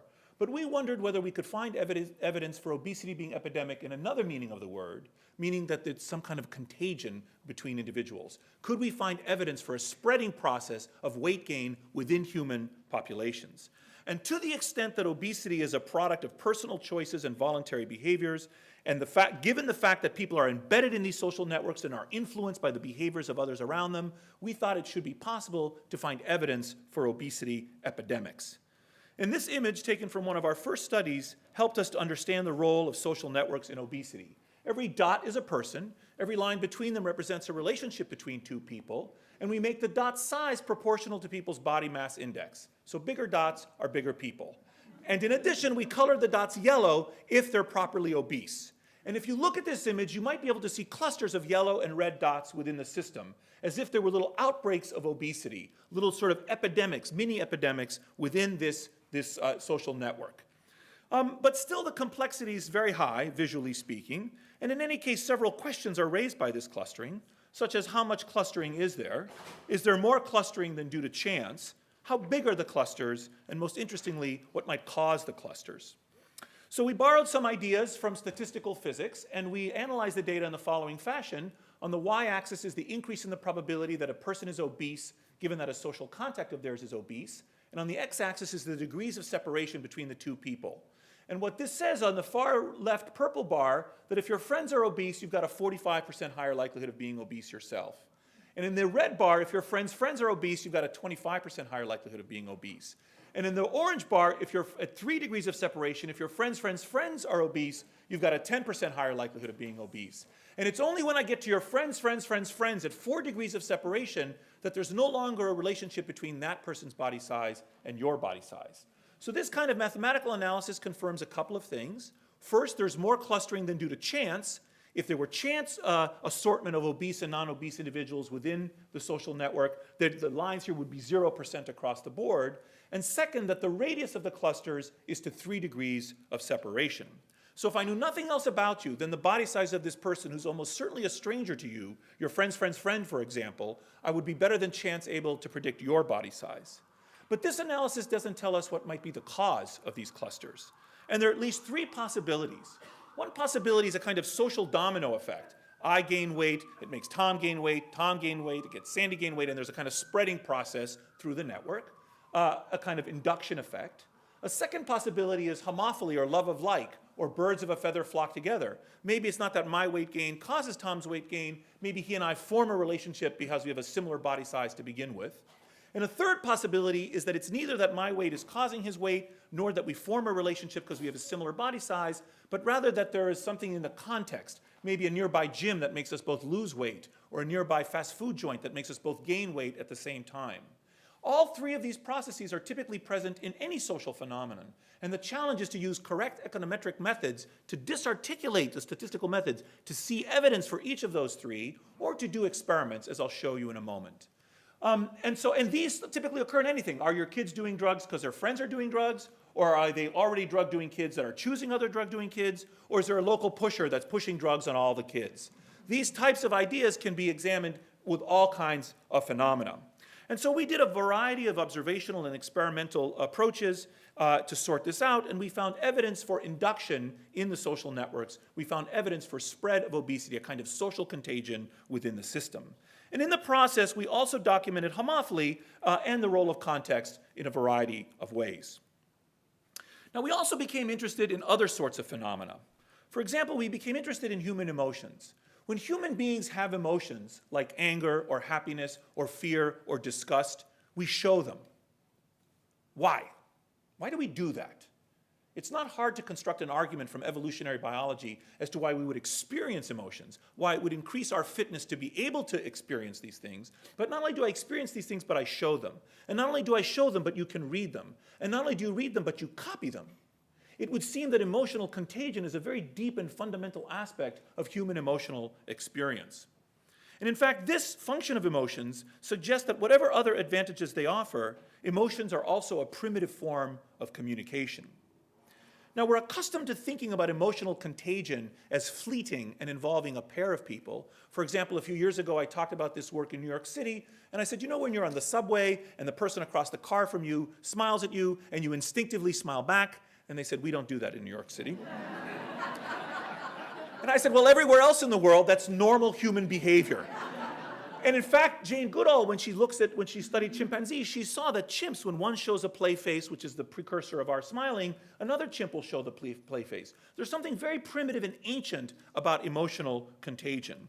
And then we also realize that emotional contagion can be broader still, for example, in the punctuated and broad expressions of anger. But we wondered whether emotions might spread beyond pairs of people, and might they do so in a more sustained way than riots. Could there be a kind of a quiet riot? Could there be a kind of below-the-surface emotional stampede? Could we borrow the mathematics that's used to study this type of flocking behavior in birds and in fishes, and use it and apply it to humans and see whether humans synchronously move when it comes to emotions or other behaviors? And could we find evidence that emotions spread across network ties well beyond pairs and in a more sustained fashion all the time? Maybe, in fact, emotions have a collective existence and not just an individual existence. And so we made one of the first network maps I think the first network map of human emotions with NIH support. Every dot is a person, lines represent relationships, the blue dots are sad people, and the yellow dots are happy people, and the green dots are in between. And if you look at this image, you can once again see clusters of sad and happy people within the social fabric. It too goes to 3 degrees of separation. And similar analyses to those that we did for obesity suggest that there's a role of induction, emotional contagion, and also of homophily and contextual effects. You might also note that there's a structural thing because the blue dots are more likely to be on the edges of the network. They're more likely to be structurally on the periphery of the social fabric. Now, to get around some of the problems with drawing conclusions from observational data and to dig deeper into the evolutionary significance of networks, we've also begun to do experiments. So one of the experiments we did is we brought people into the laboratory, with strangers, we randomly assigned them to groups of 4, and we gave them a little bit of money, and we said, if you're kind and give the money to your colleagues, these other strangers, we will multiply that money and everyone will be better off even though you've paid a price. So the logical thing for any individual to do is to defect, not to be kind, hope everyone else is kind and they'll benefit. But of course, if everyone does that, the whole group suffers. So it's a trade-off between individual benefit and collective benefit. And then we would ring the bell and we would randomly assign them new strangers, and then ring a bell and randomly assign them new strangers, and we did this for multiple rounds. And what we found was that if Eleni is kind to Lucas in period 1, Lucas goes on to be kind to Erica in period 2, and Erica goes on to be kind to Jay in period 3, and Jay goes on to be kind to Brecken in period 4. This shows a spread, a kind of pay it forward of altruism and kindness. This is not, if I'm kind to you, do you reciprocate the kindness? This is, if I'm kind to you, are you then kind to her, and is she then kind to her?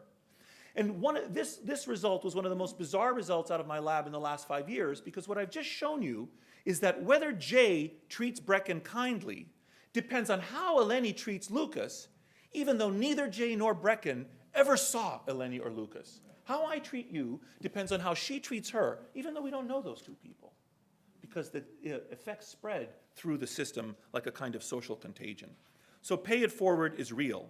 And in fact, when all the ripples are added together, it's clear that the network functions as a kind of matching grant, doubling the return on the first person's initial contribution to the public good.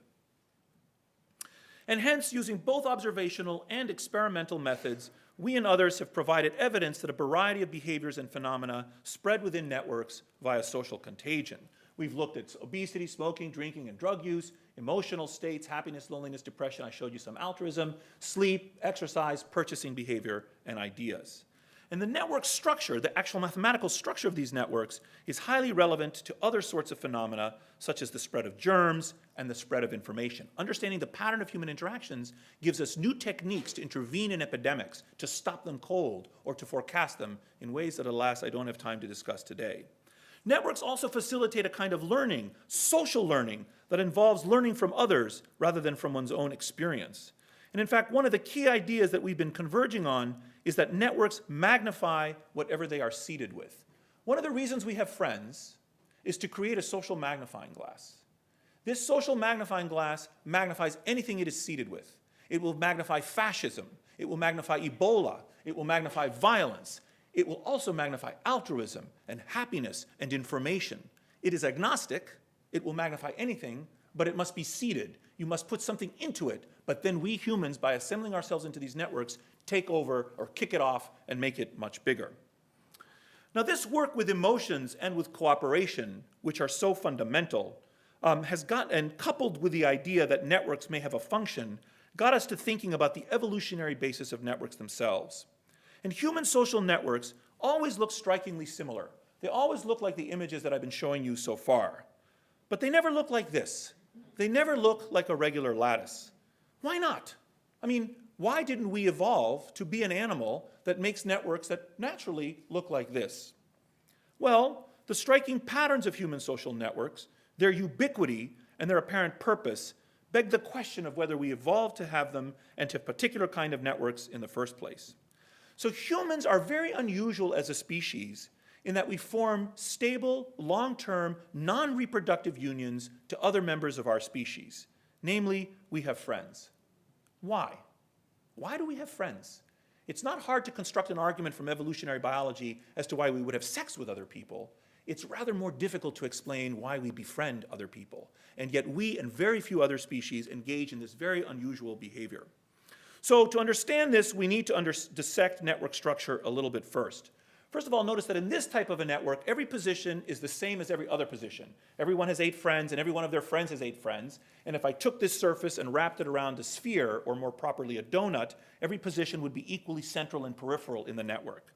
But of course, that's not what natural networks look like. Natural networks have this kind of a structure.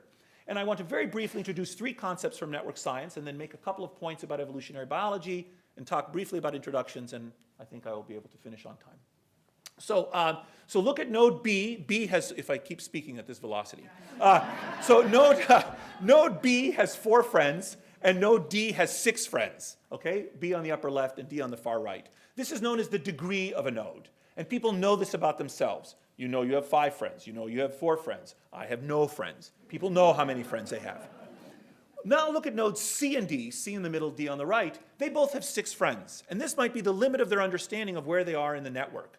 But we, with this bird's eye view, can see that C and D are very different. And I can cultivate this intuition in you by asking you, who would you rather be if a deadly germ was spreading through the network, C or D? D. You want to be on the edge. You want to be so that you're not going to get whatever's spreading. Now, who would you rather be if a juicy piece of gossip were spreading through the network? C, right? That's known as the centrality of a node. Now, nodes A and B both have 4 friends. The difference between them, however, is that A's friends are friends with each other, and B's friends are not. So an A's friend, this is known as transitivity. My friend's friend is my friend in A, my friend's friend is not my friend in B. And all 3 of these traits, it turns out, are heritable. So in some other work we published also with NIH support, on the far right, the percent of variance explained or the heritability is shown, and 46% of the variation in how many friends people have can be explained by their genes. Now that's not a shocker. Some of us are born shy, some of us are born gregarious. That people vary in their taste for friendship is not big news. But we also find that 47% of the variation in people's transitivity can also be explained by your genes. This is another very bizarre result out of my lab the last few years. What I've just told you is that if you have Tom, Dick, and Harry in a room, whether Dick is friends with Harry depends not just on Dick's genes or on Harry's genes, but on Tom's genes. Whether Dick is friends with Harry depends on the genes of some other person. How can that be? We think the reason is that people vary in their tendency to introduce their friends to each other. Some knit the networks around them together, and some do not. And even centrality is also partially heritable. So where you are in this vast fabric of humanity depends in part on your genes, and the fundamental reality of our desire for particular kinds of connection has always been with us. Now, if social network structure has biological and genetic antecedents and evolutionary significance, it begs the question of how ancient this structure is and whether we can document it in non-modernized settings. So what we would love to do is fly 10,000 years back to the Pleistocene and map those networks, and the claim should be they should be the same as ours. Now, we can't do that, but the next best thing we could do was to go and study the Hadza, who are one of the last remaining hunter-gatherer populations on the planet. They live like we did 10,000 years ago. They have no material possessions to speak of. They sleep out under the stars. They don't have agriculture, and so forth. And so we studied 17 Hadza camps around Lake Eyasi in Tanzania. We made a Hadza Facebook. We made a photographic census of all the adult Hadza. There are only 1,000 of them left. Only 500 of them live in the traditional way. We took this Hadza Facebook into the field. We asked the Hadza to identify their friends in a variety of ways. And to make the long story short, Hadza social networks look just like ours. visually and mathematically, and everything we could throw at them, despite the fact that in the intervening 10,000 years we've invented agriculture and cities and telecommunications, we make the same networks that they do. So network structure has an ancient origin, and it doesn't seem to have changed. And we've begun to think about, and then I'm going to present these two experiments, and then I'll stop. We've begun to think about how to exploit these observed properties of networks and other fundamental observations about network structure in order to intervene in social systems to maximize behavior change by exploiting a mathematical understanding of human interactions and of the rules undergirding social contagion. And we have two kinds of ideas. One is that we can manipulate connections between people, changing the structure of the network, or we can manipulate contagion and change the flows, manipulate how things flow through the system. And there's expanding science in both areas. One experiment, and I'm just going to show you experiments with respect to social contagion. Here's a recent experiment of ours manipulating contagion. We decided we were going to map networks in developing world villages. Imagine the village on the left and the village of the right. Every dot is a person, and the lines represent social relationships. In the village on the right, we're going to pick 6 people at random, and we're going to give them an intervention, like a clean water intervention, or a vaccine intervention, or an anti-malarial bed net intervention. And in the village on the left, in the control village, we're going to give no one an intervention. Now, the conventional way of thinking about interventions of public health is to come back and look at the people you treated and see whether they responded. I'm not interested in the people that I treated. I'm interested in the people I didn't treat. How did the intervention spread by contagion from the treated to the untreated in the treatment village on the right compared to the control village on the left? So maybe 3 of the 6 people responded on the right, and they recruited 3 of their friends. So 6 of them responded overall. And on the left, in the control village, maybe 2 people responded after all. What if instead, however, of picking people at random, I pick 6 central people, or use some other mathematical insights to pick who's influential, who's in a structural position of power in the network? Same villages, same intervention, same number of people targeted, much bigger effect potentially. Now maybe 3 of the 6 respond, but they recruit 30 of their friends. So I get 33 respondents for the same amount of money spent and the same kind of intervention. And we can experiment with different algorithms, different ways of picking these individuals. So we've begun to do this in different locations around the world. I'm going to show you one study that we're doing in the highland villages of Honduras. This is what the area looks like. We mapped the social networks of 32 villages spread out in space in this region. We randomly assigned the villages to different targeting algorithms. A third of the villages, 5% of the people were picked at random. A third, 5% of the most central people were picked. And a third, 5% were picked by the Christakis Lab secret sauce in a very special way. And the question is, could we move the whole village? Can we make the whole village do what we want? The same ideas can be applied in classrooms in the inner city, in nursing homes, in hospitals to get doctors to prescribe or change their behavior. Very same ideas can be applied broadly. And what we found was that we could do that. On the y-axis is the mean proportion of expressing this. This is a multivitamin intervention. And on the x-axis is time. And what we found is at the beginning, 5% of the people had the intervention. By the end, nearly 80% did. And it was the best when we used the strategy in the purple strategy, and we have many other similar results. So I'm going to stop with these 2 slides. Think about these 2 objects. They are both made of carbon. And as we all learned in high school chemistry, the difference between these 2 objects is how the carbon atoms are connected.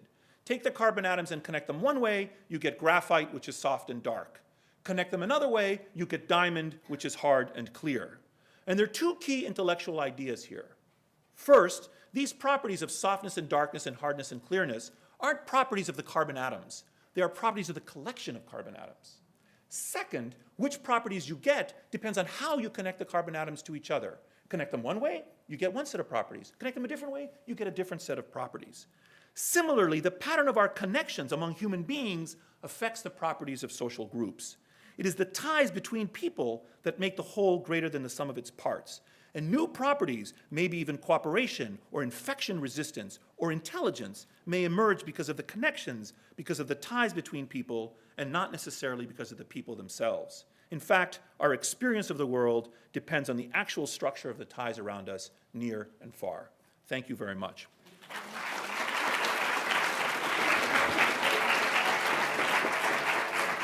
Dr. Christakis, that was amazing.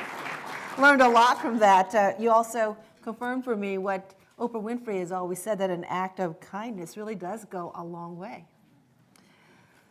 Our next speaker is Dr. Stephen Strittmatter. He currently holds the Vincent Coates Professorship of Neurology at Yale and is a founding director of the Yale Cellular Neuroscience, Neurodegeneration, and Repair Interdepartmental Program, and is a founding director of the Yale Memory Disorders Clinic. Now, his work has contributed to defining the molecular basis for brain wiring during development and of neural repair after adult injury. In the aging brain, his laboratory has studied the cell surface molecular interactions occurring in degenerative dementias. He has focused on a missing link in the Alzheimer's disease process, the amyloid beta peptide oligomers that could lead the way to new drug-based treatments, and we certainly need that when it comes to dementia. Please welcome Dr. Strittmatter. The subject is Lost in Thought, Basis for Brain Malfunction in Alzheimer's Disease. Well, it's a pleasure to be here and to be able to speak with you and to hear all the previous speakers. I guess I need to.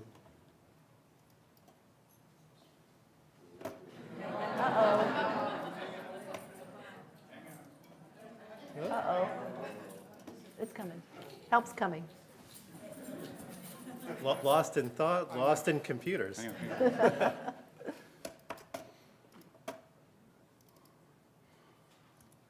All right. Thank you. Excellent. So I'm going to focus on Alzheimer's. And I think I wanted to start just by emphasizing the need for progress in Alzheimer's. Of course, everyone in this room has probably been affected from a loved one, somebody you know well with Alzheimer's, and it's a disease that really robs us of what we're about, our intellect, our understanding, what makes us human. And I'm not going to belabor that or emphasize it. I'm going to put up a few slides that emphasize the epidemiology of Alzheimer's and why it's a huge social issue beyond the personal issue that we all experience. So these are some numbers, and numbers get kind of boring, but I think these numbers are so big that we have to actually think about them. So something in this country, some 5 million people have Alzheimer's disease, and an even larger number worldwide, some at least 5 times this number of people, so 25 million. There's new cases of Alzheimer's every 7 seconds, so if I talk too long, more people will have Alzheimer's. I wish I could just stop talking and it would go away. If only it were that easy. It's also an enormous financial burden, one that risks bringing down our whole healthcare system. These are some recent numbers. A conservative estimate is there's $200 billion spent every year in the US on Alzheimer's care. There's actually numbers from the Alzheimer's Association that are about twice this big, 400 billion. These are huge numbers. It's a massive problem. One of the reasons that this is true, maybe it's unfortunate, but this has been alluded to earlier, we're getting better perhaps at taking care of other illnesses, which makes Alzheimer's a bigger problem because we're not good at treating it, at fixing it. And this is just a little schematic showing as a cause of death, Alzheimer's is increasing over the last decade, whereas these other conditions we're actually making some progress on. And coupled with this kind of trend and the relative increase in the elderly population, and of course Alzheimer's is a disease of the elderly, this number, which is already huge, is predicted to triple by the year 2050 in this country. So there's huge need for progress in Alzheimer's disease, and I think we all know that. These are just some numbers which bring it home. So what do we do about Alzheimer's today? What is therapy for Alzheimer's? And unfortunately, we have very few weapons in the fight against Alzheimer's today that we can use in the clinical situation. There are some approved medications, but they really provide symptomatic benefit. While you're on them, it helps a bit, but it really doesn't change the course of the disease. So we really don't have this, a disease modifying, something that slows down or reverses the disease. And it's been alluded to earlier that it's been sort of a disappointing last several years or decade of attempts to develop this kind of disease-modifying therapy have failed to meet their ends, and we still don't have this kind of desperately needed therapy. So there have been responses to this, and Dr. Hodus alluded to this earlier. One approach to this idea, why these things have failed, is that they've been used too late. So when the disease has already damaged the brain to a point where it's hard to pull things back. And so now there are attempts to treat earlier, and trials that the NIA is supporting are trying to make that happen and see if therapies that we have will work at an earlier stage. I think a key thing is that we need to find new drugs, new targets, and test them and develop new therapies. And I'm going to emphasize the point that this depends on molecular understanding and tell you about some of our experience. And I just want to make one point here. Again, already alluded to, there is this national plan to address Alzheimer's disease, and this is important progress, and it's expanding our effort to make a difference, to discover these therapies. But I would point out, even if under the best sort of budgetary scenarios, we may be able to, with this plan in place, get to a research effort that's still something like 1/1000th of what we already spend on Alzheimer's care. So I would emphasize that more effort would be in all of our interests. It's the only way we're going to get to these disease-modifying therapies. So now I'm going to dive into Alzheimer's and tell you about what we do know about it, approaches that we've taken to it, and where we might be able to go forward. So this idea of the amyloid hypothesis of Alzheimer's disease has been around now for a number of years. There are chinks in its armor. It's still probably the most prevalent idea about how Alzheimer's comes about. Amyloid plaques are something that probably most people have heard of, this sticky substance that deposits in the brain. When the brain of someone who's died of Alzheimer's is studied in the microscope, there are these plaques, and I'll show you a picture of these in a second. The major composition of these plaques is this single peptide called amyloid beta. And this observation decades ago is really what led to the idea that it may be causative in the disease process. This single peptide amyloid beta would somehow trigger the disease. There's also evidence from, as mentioned earlier, the rare families where a single gene mutation can cause Alzheimer's. That's not what most Alzheimer's is, but a few families carry a gene, one of several genes, where a single mutation can introduce the disease. And those mutations, by and large, are in the pathways that produce A beta itself. And more recently, sort of over the last 5 or so years, there's been a large consortium effort to study the progression of Alzheimer's disease, again, funded in part by the National Institutes of Health. And this kind of study of the progression into Alzheimer's, so this is progression over time from a schematic here, if one tracks patients as they develop dementia, go from cognitively normal to mild cognitive impairment to dementia, really the first thing that's detected, whether by PET scanning or by spinal tap studies, are changes in A beta. So it's the first event. It precedes, perhaps by decade, the eventual progression of dementia. So there may be later things that affect tau pathology, loss of brain tissue, and eventual dysfunction of the brain. But this is another reason to think that a trigger very far upstream is this amyloid beta peptide. So how does this actually affect the brain? So this amyloid beta peptide that I've been talking about is what deposits in these plaques shown here in red. It comes from a gene called amyloid precursor protein.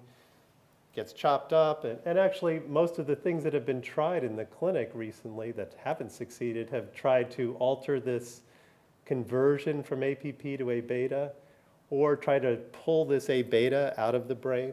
So this material accumulates, but there's recently quite a bit of data that there's several forms of this A beta peptide. When it's first made, it's simply a monomer and it floats around, and we actually all have plenty of it. Actually no different than in Alzheimer's patients, really. Then it can form small clumps called oligomers, and I'm going to show you a picture of those in a second, or it can go on to develop these huge plaques. And the data suggests that it's actually these oligomers that make the brain sick. It's not these plaques, but it's the oligomers that are unique to Alzheimer's disease. Once they interact with neurons, they can impair synaptic function. This eventually leads to loss of neurons, these tangles, neurofibrillary tangles in the brain. And it's this whole constellation of events which actually produces the dementia. Now, a key part of this, and something that we've focused on, is the idea that this material is outside the nerve cell, and this sort of derangement of brain function is happening inside of nerve cells. So how does this toxic material trigger this bad stuff in a neuron? I'm going to give you a little better picture of that, and this is actually from the NIH website. This is meant to be a cell membrane here. This APP protein that I was telling you about releases A beta, and eventually it piles up in these plaques. That just gives you some sense of scale. And over here is the normal brain. Each one of these big blobs is a nerve cell. They send out all these processes. You can think of them as wires. They conduct electricity. They have synaptic connections, it's called, where one cell touches another. And an electrical impulse that may travel down an axon releases a chemical and is transmitted to an electrical impulse in the second cell. And what seems to be happening, the evidence is that this A beta oligomer can cause a disruption, a dysfunction in these synaptic connections. So how does this happen? What is this oligomer? How does it interact with the neuron? That's what I'm going to talk about. Now, these are actually some pictures of A beta itself in an electron microscope that we took. The single peptide doesn't have any structure. Once it makes these oligomers, you can see these dots. And then when it makes this fibril that piles up in plaques, it looks completely different. Now, we don't really know in a molecular sense how this is organized, but these are some models that have been produced in part with experimental evidence from David Eisenberg's lab at UCLA. And in this state here, there's really quite a different structure. The two A beta molecules, one's pointed one way and one's pointed another, and they're twisted in what's called a cylindrin state. The key point is that this blue stuff is very different than this yellow stuff. And it's the blue stuff which may be most toxic to the neurons. So we decided to look into this. How does this blue cylindrin toxic stuff interact with neurons? So what's shown here are nerve cells in culture. And what we did was take this A beta oligomer and tag it in a way that we could see where it binds to the neurons. And you can see that it binds to neurons. And actually in the background here, there's other cells that it doesn't bind to. It binds only at a certain stage of development when they start making synapses. The monomers don't bind. So all of these things suggested to us that this oligomer had a specific place on the neuron that it would stick, a lot like a lock and a key, a very specific site. And what we decided to do was to try to figure out where this A beta oligomer was binding on the neuron. What's the molecule that's responsible for this, and therefore allowing the downstream bad effects of the oligomer on neuronal function. Now, this is a little bit of molecular biology. I'm just going to say a few words about. We used a method called expression cloning. So the basic idea here is we didn't know what this molecule was, but we figured we'd check every gene that there is expressed in humans. And the way we did this was to take a cell that doesn't bind these A beta oligomers, and then one at a time add the genes from the brain into different cells and ask, is there any brain gene which will create these binding sites similar to what we see on the neuron. And there was one that did, and that's the result is shown here. So here, these are non-neuronal cells that don't bind A-beta, so they're not dark. And what we did here was introduce this one gene, which I'm going to tell you about, called prion protein. And when this protein is in these particular cells, now they'll bind the A-beta oligomer. In fact, this binding event looks just like what you see on a mature neuron that has synapses. So this single prion protein was the only gene out of some 200,000 that we screened through that allowed this kind of binding. And it suggested to us that this would be important in the function. So let me tell you just briefly what cellular prion protein is. So you may have heard of this protein before because it can misfold and become infectious in what's called mad cow disease. And in fact, there's evidence that this protein is involved in the degeneration that happens in this other brain disease. So we figured that's what's going on in Alzheimer's disease. So we wanted to test whether it's really important for the synaptic dysfunction. So we do that in a piece of hippocampus. So this is a part of the brain that we put in a dish and we record electricity. And that's what's shown here. We stimulate one of those axons that you saw before, and then we record the synaptic connection. And if you do this in a healthy slice, you can record this electrical potential. And then if you stimulate it a bunch and record the potential, it's greater. This is, in essence, sort of a memory that happens in this chunk of brain tissue. And what had been shown before by a number of labs was that if you do this in the presence of this A-beta oligomer, this potential is suppressed. So they can't remember the fact they got jolted here. And if you do this entire experiment, this effect of the A-beta oligomer in a piece of brain tissue that genetically doesn't have prion protein, now there's no effect. So the slices are protected from the bad effect. They require prion protein in order to have this bad effect. Another thing that happens later is that synapses are actually lost. So this is zoomed in on one of these pieces of a neuron in culture, and you can see each of these little synapses. And if you watch them over several hours, you can see that some of them in the presence of A-beta go away. They shrivel up. They're lost. This is what we worry happens in the Alzheimer's brain. And so we did this kind of experiment in neurons that don't have prion protein, and these synapses aren't lost. Instead of losing 10 or 15% of the synapses in this time period, without prion protein, the neurons don't lose their synapses. And then we wanted to see if it was important really for something that's a little bit more like dementia. Can we test memory? Now, there's not any perfect model of Alzheimer's disease that we can test in the laboratory, but as mentioned before, there are these cases of Alzheimer's disease where single genes can cause the effect in humans. And so these have been transferred into mice, and the mice get plaques. This is a piece of brain with a bunch of those plaques. And the mice get memory loss. And this is just a picture of how we test memory. So the mice go into a big tank of water, and somewhere in the tank of water there's a platform where they can climb out of the water. And after they've gone in the tanks a bunch of times, they learn that the platform is here. And so a healthy mouse, when it's put in this thing, will go directly here and swim around to get out of the water. These are the Alzheimer's mice that have these two genes from human Alzheimer's cases. They don't know where to go. They wander all over. If the mice have these Alzheimer's genes and have plaques, but they don't have this prion protein, now their memory is over here. It's improved. So getting rid of this prion protein might actually benefit the ill effects of A-beta oligomer.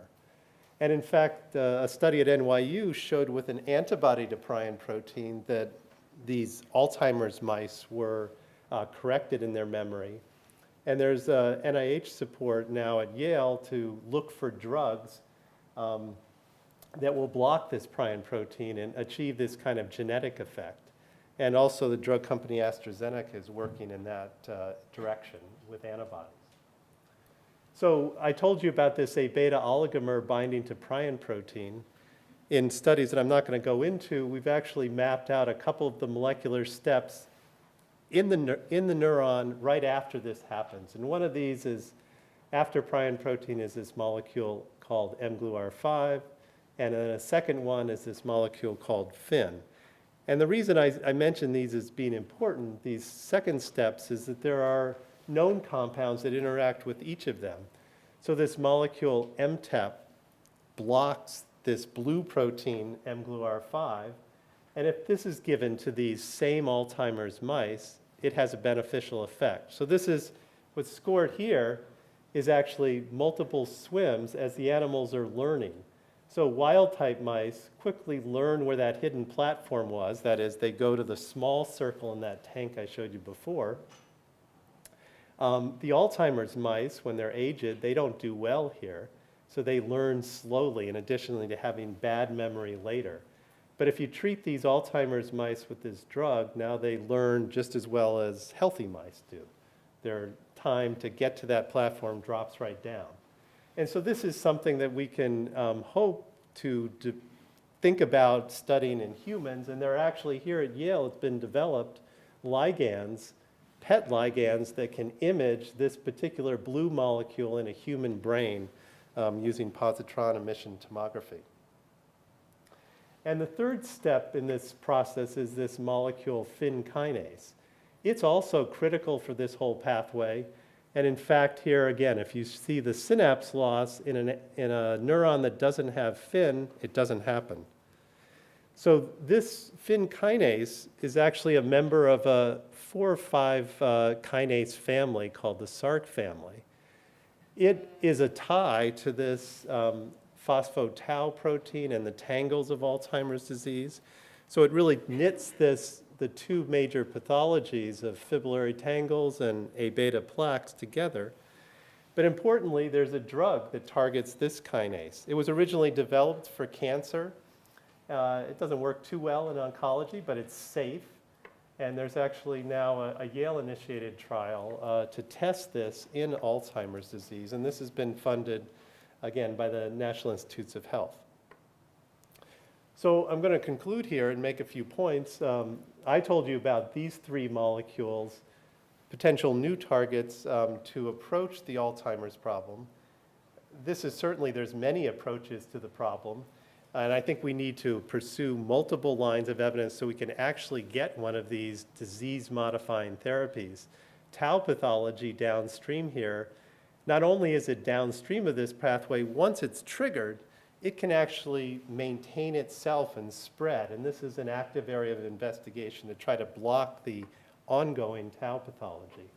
And as Dr. Hodus mentioned, the immune system plays a big role in regulating the responses to A-beta, to tau, and the entire synaptic dysfunction that's in the brain. There's also a lot of evidence that Alzheimer's disease interacts in a sort of multi-disease fashion with both diabetes and vascular disease.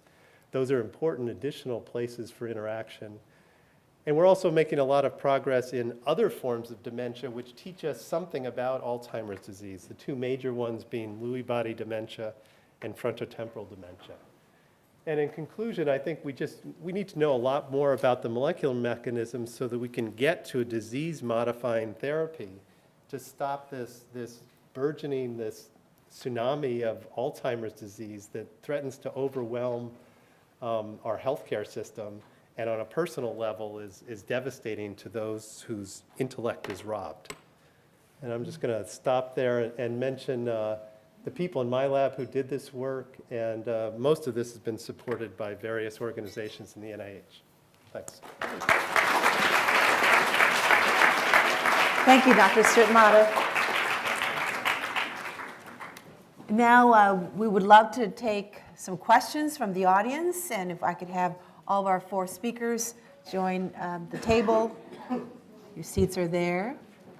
And if we have any of the index cards, perhaps some of our volunteers who are collecting the cards.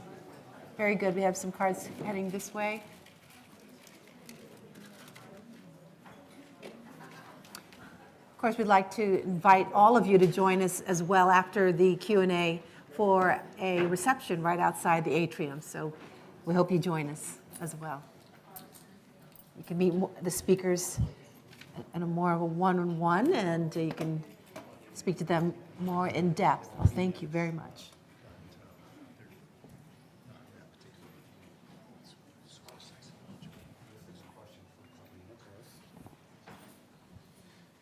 Oh, very good. Dr. Christakis, first question is, how do you determine whether people are happy or sad? Can't be very easy. Yes, I have a pensive that I got from Harry Potter. There are a variety of tools that have been developed by other scientists, psychologists, that purport to measure, I think, reliably emotional states, and we just use those existing tools. In that particular study, we had a kind of psychometric scale where people answered a set of questions, and then they could be grouped into sad and happy categories. Some of the other outcomes I mentioned are a little bit easier to measure. The altruism game, you actually give people real money and see whether they give it to other individuals. In the Hadza, one of the ways we measured the ties is we gave people honey sticks, which the Hadza love, and we told them that you cannot keep this for yourself. You must give it anonymously to other members of your group, and saw what they did. So we have different kinds of objective and subjective measures. For Dr. Tinetti, did you ask the patients their preferences for maintaining function, minimizing symptoms, and prolonging life more than once? And if so, were their preferences stable? That's an excellent question, and much of that work actually was Dr. Freed, who I think had to leave. And the answer to that is yes. As people change in their health trajectories, very often their preferences do change over time. So I think one of the things that she's attempting to do, are there particular traits that do maintain? So in general, do people focus on one thing rather than another? But there are also certain kind of states that, of preference that will change as people's condition change. And that's really been shown very much, particularly function, is young and healthy people think if I can't run a marathon, it's not worth living, right? Mm-hmm. And certainly as people become more and more ill and more functional, or less and less functional, what's important to them does change. And that is really certainly one of the challenges if we're going to use this in decision making, is that as preferences change, certainly decision making needs to change, and that certainly is a level of complexity that we still need to deal with. Very good. And Dr. Strittmatter, question. I have read that only 2 activities can slow down Alzheimer's. One, exercise. The other one is meditation. Can you comment on that?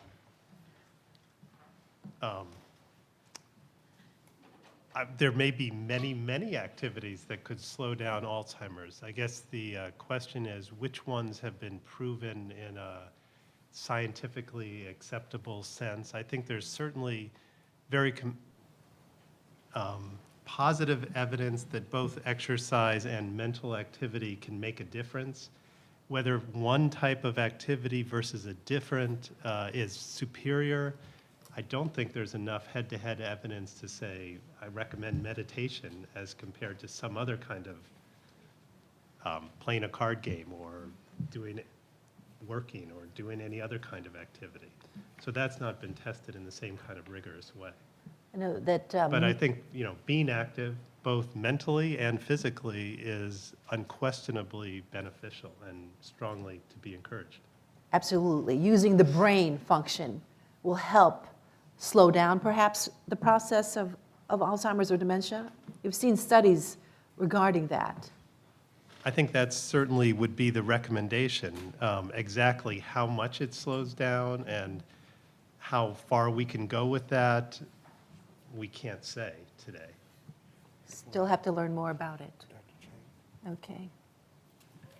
Dr. Chang, this person says, is asking, short telomere causes aging or cancers. How about increasing its length by technology? The lengths of should be, hold on, I just want to make sure, is that the length of telomere should be the same length in all cells? Should they be the same length in all cells? I'm not sure what technology the writer is referring to, but the only way to increase telomere length that I know of is through the addition of telomerase.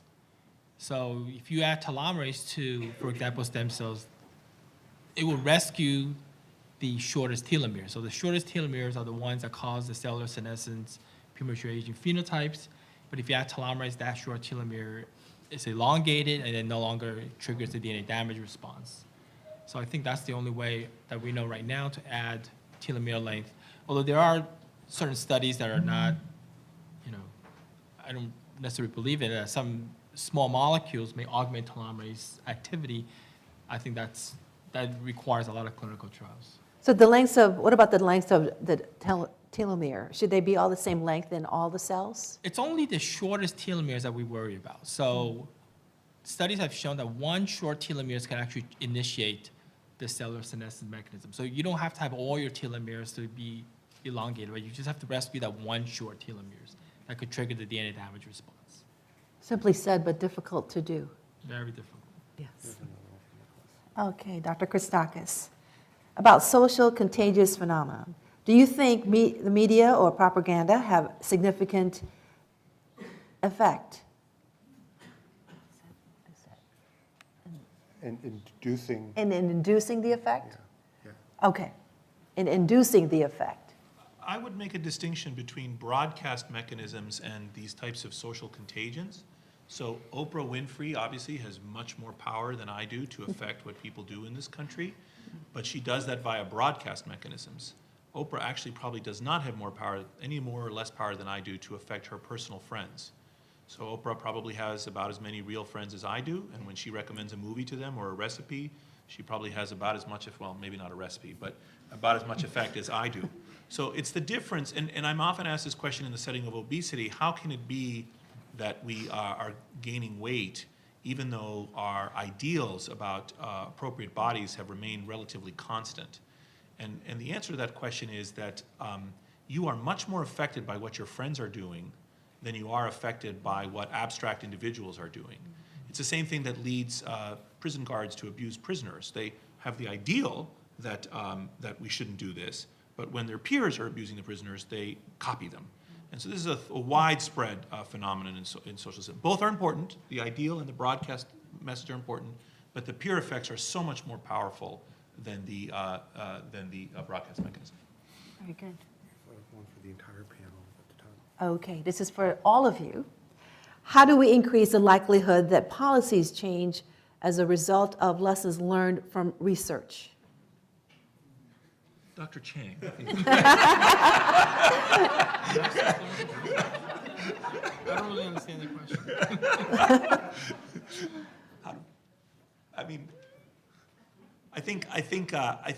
I think there's a saying I was recently told that has really stuck with me, which is that you cannot reason a man out of an opinion he hasn't been reasoned into. And I think that the quality of our public discourse about science has declined. And I think it's very difficult to use reason to persuade people that the kinds of, that policy should be based on rational grounds. So, and actually, many would argue that's not necessarily necessary. I mean, some people would say, what makes you think that evidence should be the guide to policy? You know, maybe the guide to policy should be some, God-given ideals, for example, or some abstract principles. The truth, of course, is both, because if you set policy without evidence, eventually you hit reality, and the policy doesn't work. But that doesn't mean principles are unimportant. And I think there was a time in our society, I mean, even I can remember it, I'm not that old, where we had a more, a greater respect for the meaning of evidence in formulating policy. And how to increase that, I don't know. Maybe one of my peers here has some ideas. Anybody else? I guess I would maybe distinguish between lessons learned and incorporated by policymakers or incorporated by society at large. I think there's a huge benefit towards society at large recognizing more about the science and the medicine of aspects of aging. The more that the general population knows about things that happen, as discussed in this kind of symposium or other forums, I think the more public policy political opinion will be somewhat more informed.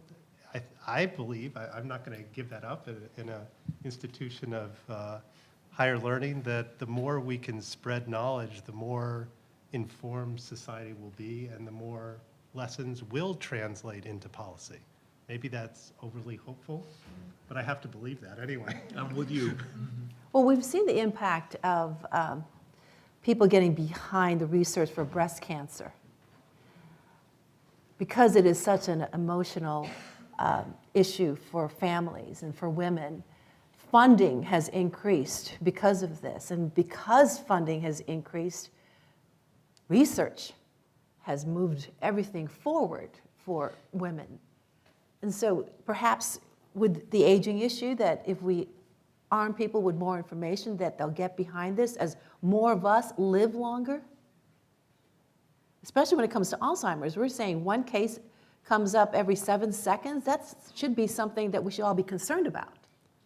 Well, I think there's growing concern, awareness of frequently reported, on the front pages of newspapers.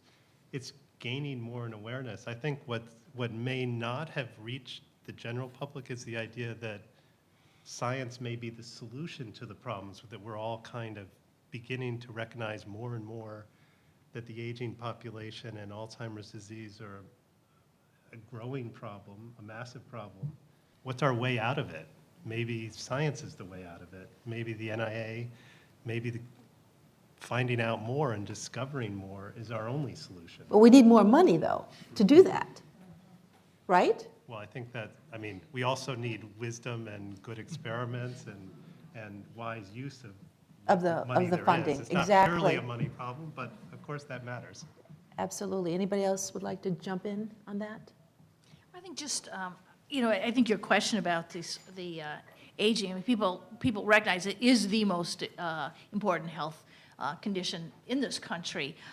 People rally emotionally around individual diseases such as breast cancer. It's a very good example. In fact, we had grand rounds this morning showing that the potential downside consequences of it being emotionally driven approach, that if anything, in breast cancer research is very, very important, but it's the proportion of resources that go into breast cancer really are out of proportion somewhat to some, not necessarily at the expense, because it's not a zero-sum game, but there are certain conditions that are easier to rally emotions around, and I think a lot of this is emotion-driven, and certainly those of us in aging have really tried to do exactly what you've talked about, is trying to get people to be aware and to focus and put some resources into understanding aging. And it's been complex. We've a lot of good minds have tried to do it, and I think it's an important thing, but it has, I think we haven't yet gotten there in terms of how to resonate it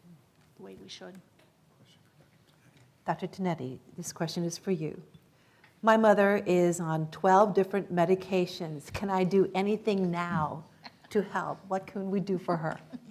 Well, I think the most important thing is to have a good discussion with her doctor, and unfortunately, if she's on 12 medicines, she probably has 5 or 6 doctors as well. But the most important thing is to find out from her mother what's most important to her, and then to talk to her doctor and saying, this is what's important to my mother, which of these medications are most likely to help, and are any of them hurting for what's most important to her.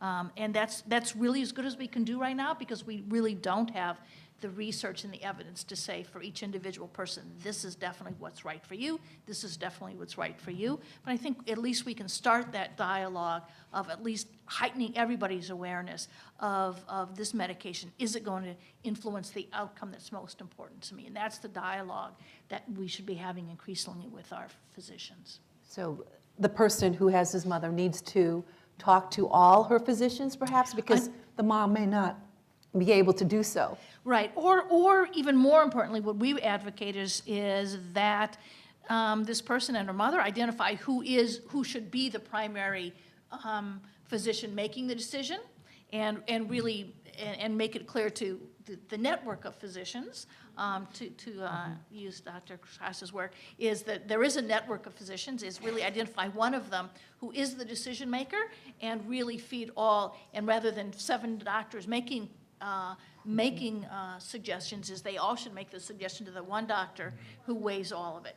That's the ideal world. It's not the way medicine practices, but it's the direction we're trying to move Again, we're towards. talking about patient-centered care here. It's patient-centered care. We all agree on it. Who can disagree with it, right? It's like apple pie, but how do you make it happen? Okay. Dr. Christakis, can your network analysis distinguish benefits of connections between ages? You mean mixed It says, I'll go on here, it says, evolution tells us often that reproduction, is that correct? We are no longer useful. We are no longer useful, but many of us appreciate the wisdom of our elders. I see. Actually, I have just two things to say about that. First is a very trivial observation that humans evince homophily on age. That is to say, young people hang out with young people and older people with older people, and this is like anything else that humans do. So there is age segregation within these social fabrics. That's not too surprising. And there's another body of work, which is not our work. Other people have done work on the benefits of grandparents. In fact, one of the theories as to why we live so long, evolutionary biologists are taking this increasingly seriously, is that actually our survival after we reproduce and our own children reach adulthood beyond that is precisely because it confers fitness advantages to the next generation. And this, in a modern setting, this could include everything from wealth transmission to wisdom transmission and so forth. And actually, you see this in elephants too, which is very interesting. Elderly elephants, herds that are led by older elephants fare much better in times of drought than herds that are led by younger matriarchs. So there's a lot of convergent evidence from evolutionary biology that helps shed light on what the role of aged individuals within the population is, and helps to explain why there's some particularly long-lived species where it's hard on first principles to understand what would be the benefit to living to be 70. Incidentally, even hunter-gatherer, the survival was much shorter in bygone era, but that was primarily due to infant mortality. Conditional on surviving to 5 years, we have lengthened survival in humans over the last 100 years, but not as much as you would think. And we have one last question, is that right? Okay. And this will be to Dr. Chang. No, that's for Dr. Christakis. Oh, I'm sorry. No, that's Dr. Christakis. it is Dr. Christakis. Okay, well, let me ask Dr. Chang this question really quick. Telomeres, that's fine. Telomere. Dr. Chang, the telomere studies you've conducted, been in animal studies, when will it go to the human side? I think that's the million-dollar question. With more support from the NIA, maybe. I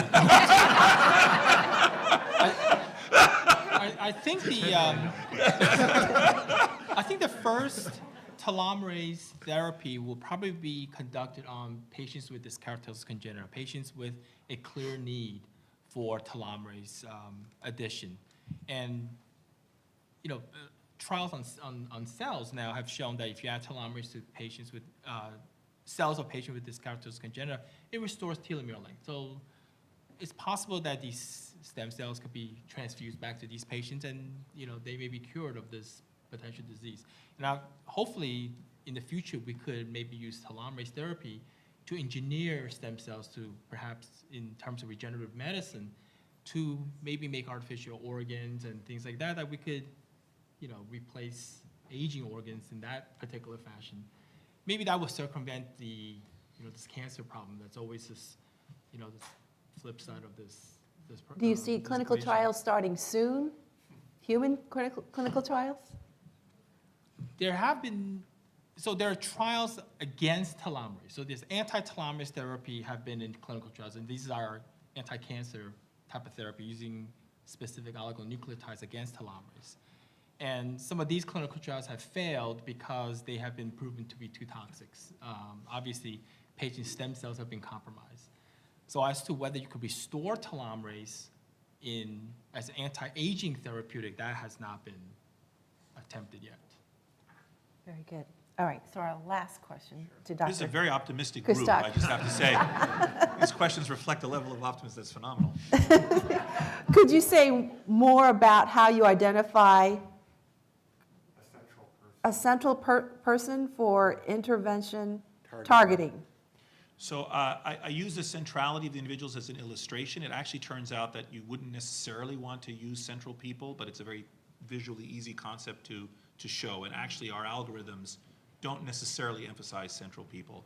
But it is mathematically not difficult to identify central people. And basically, central people are people whose friends are more central.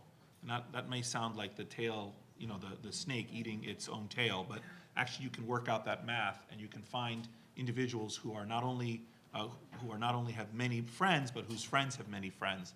And that's, in a sense, one of the definitions of centrality. The other definition is that central people are on more paths through the network. Of all the paths you could define, and you can define all the paths, there's a finite set through any network, a central person will have more of those paths go through them. So you can use this math to identify them. Very good. Thank you very much, and thank you for being here. They did a terrific job, didn't they? And again, you are all welcome to join the reception immediately following.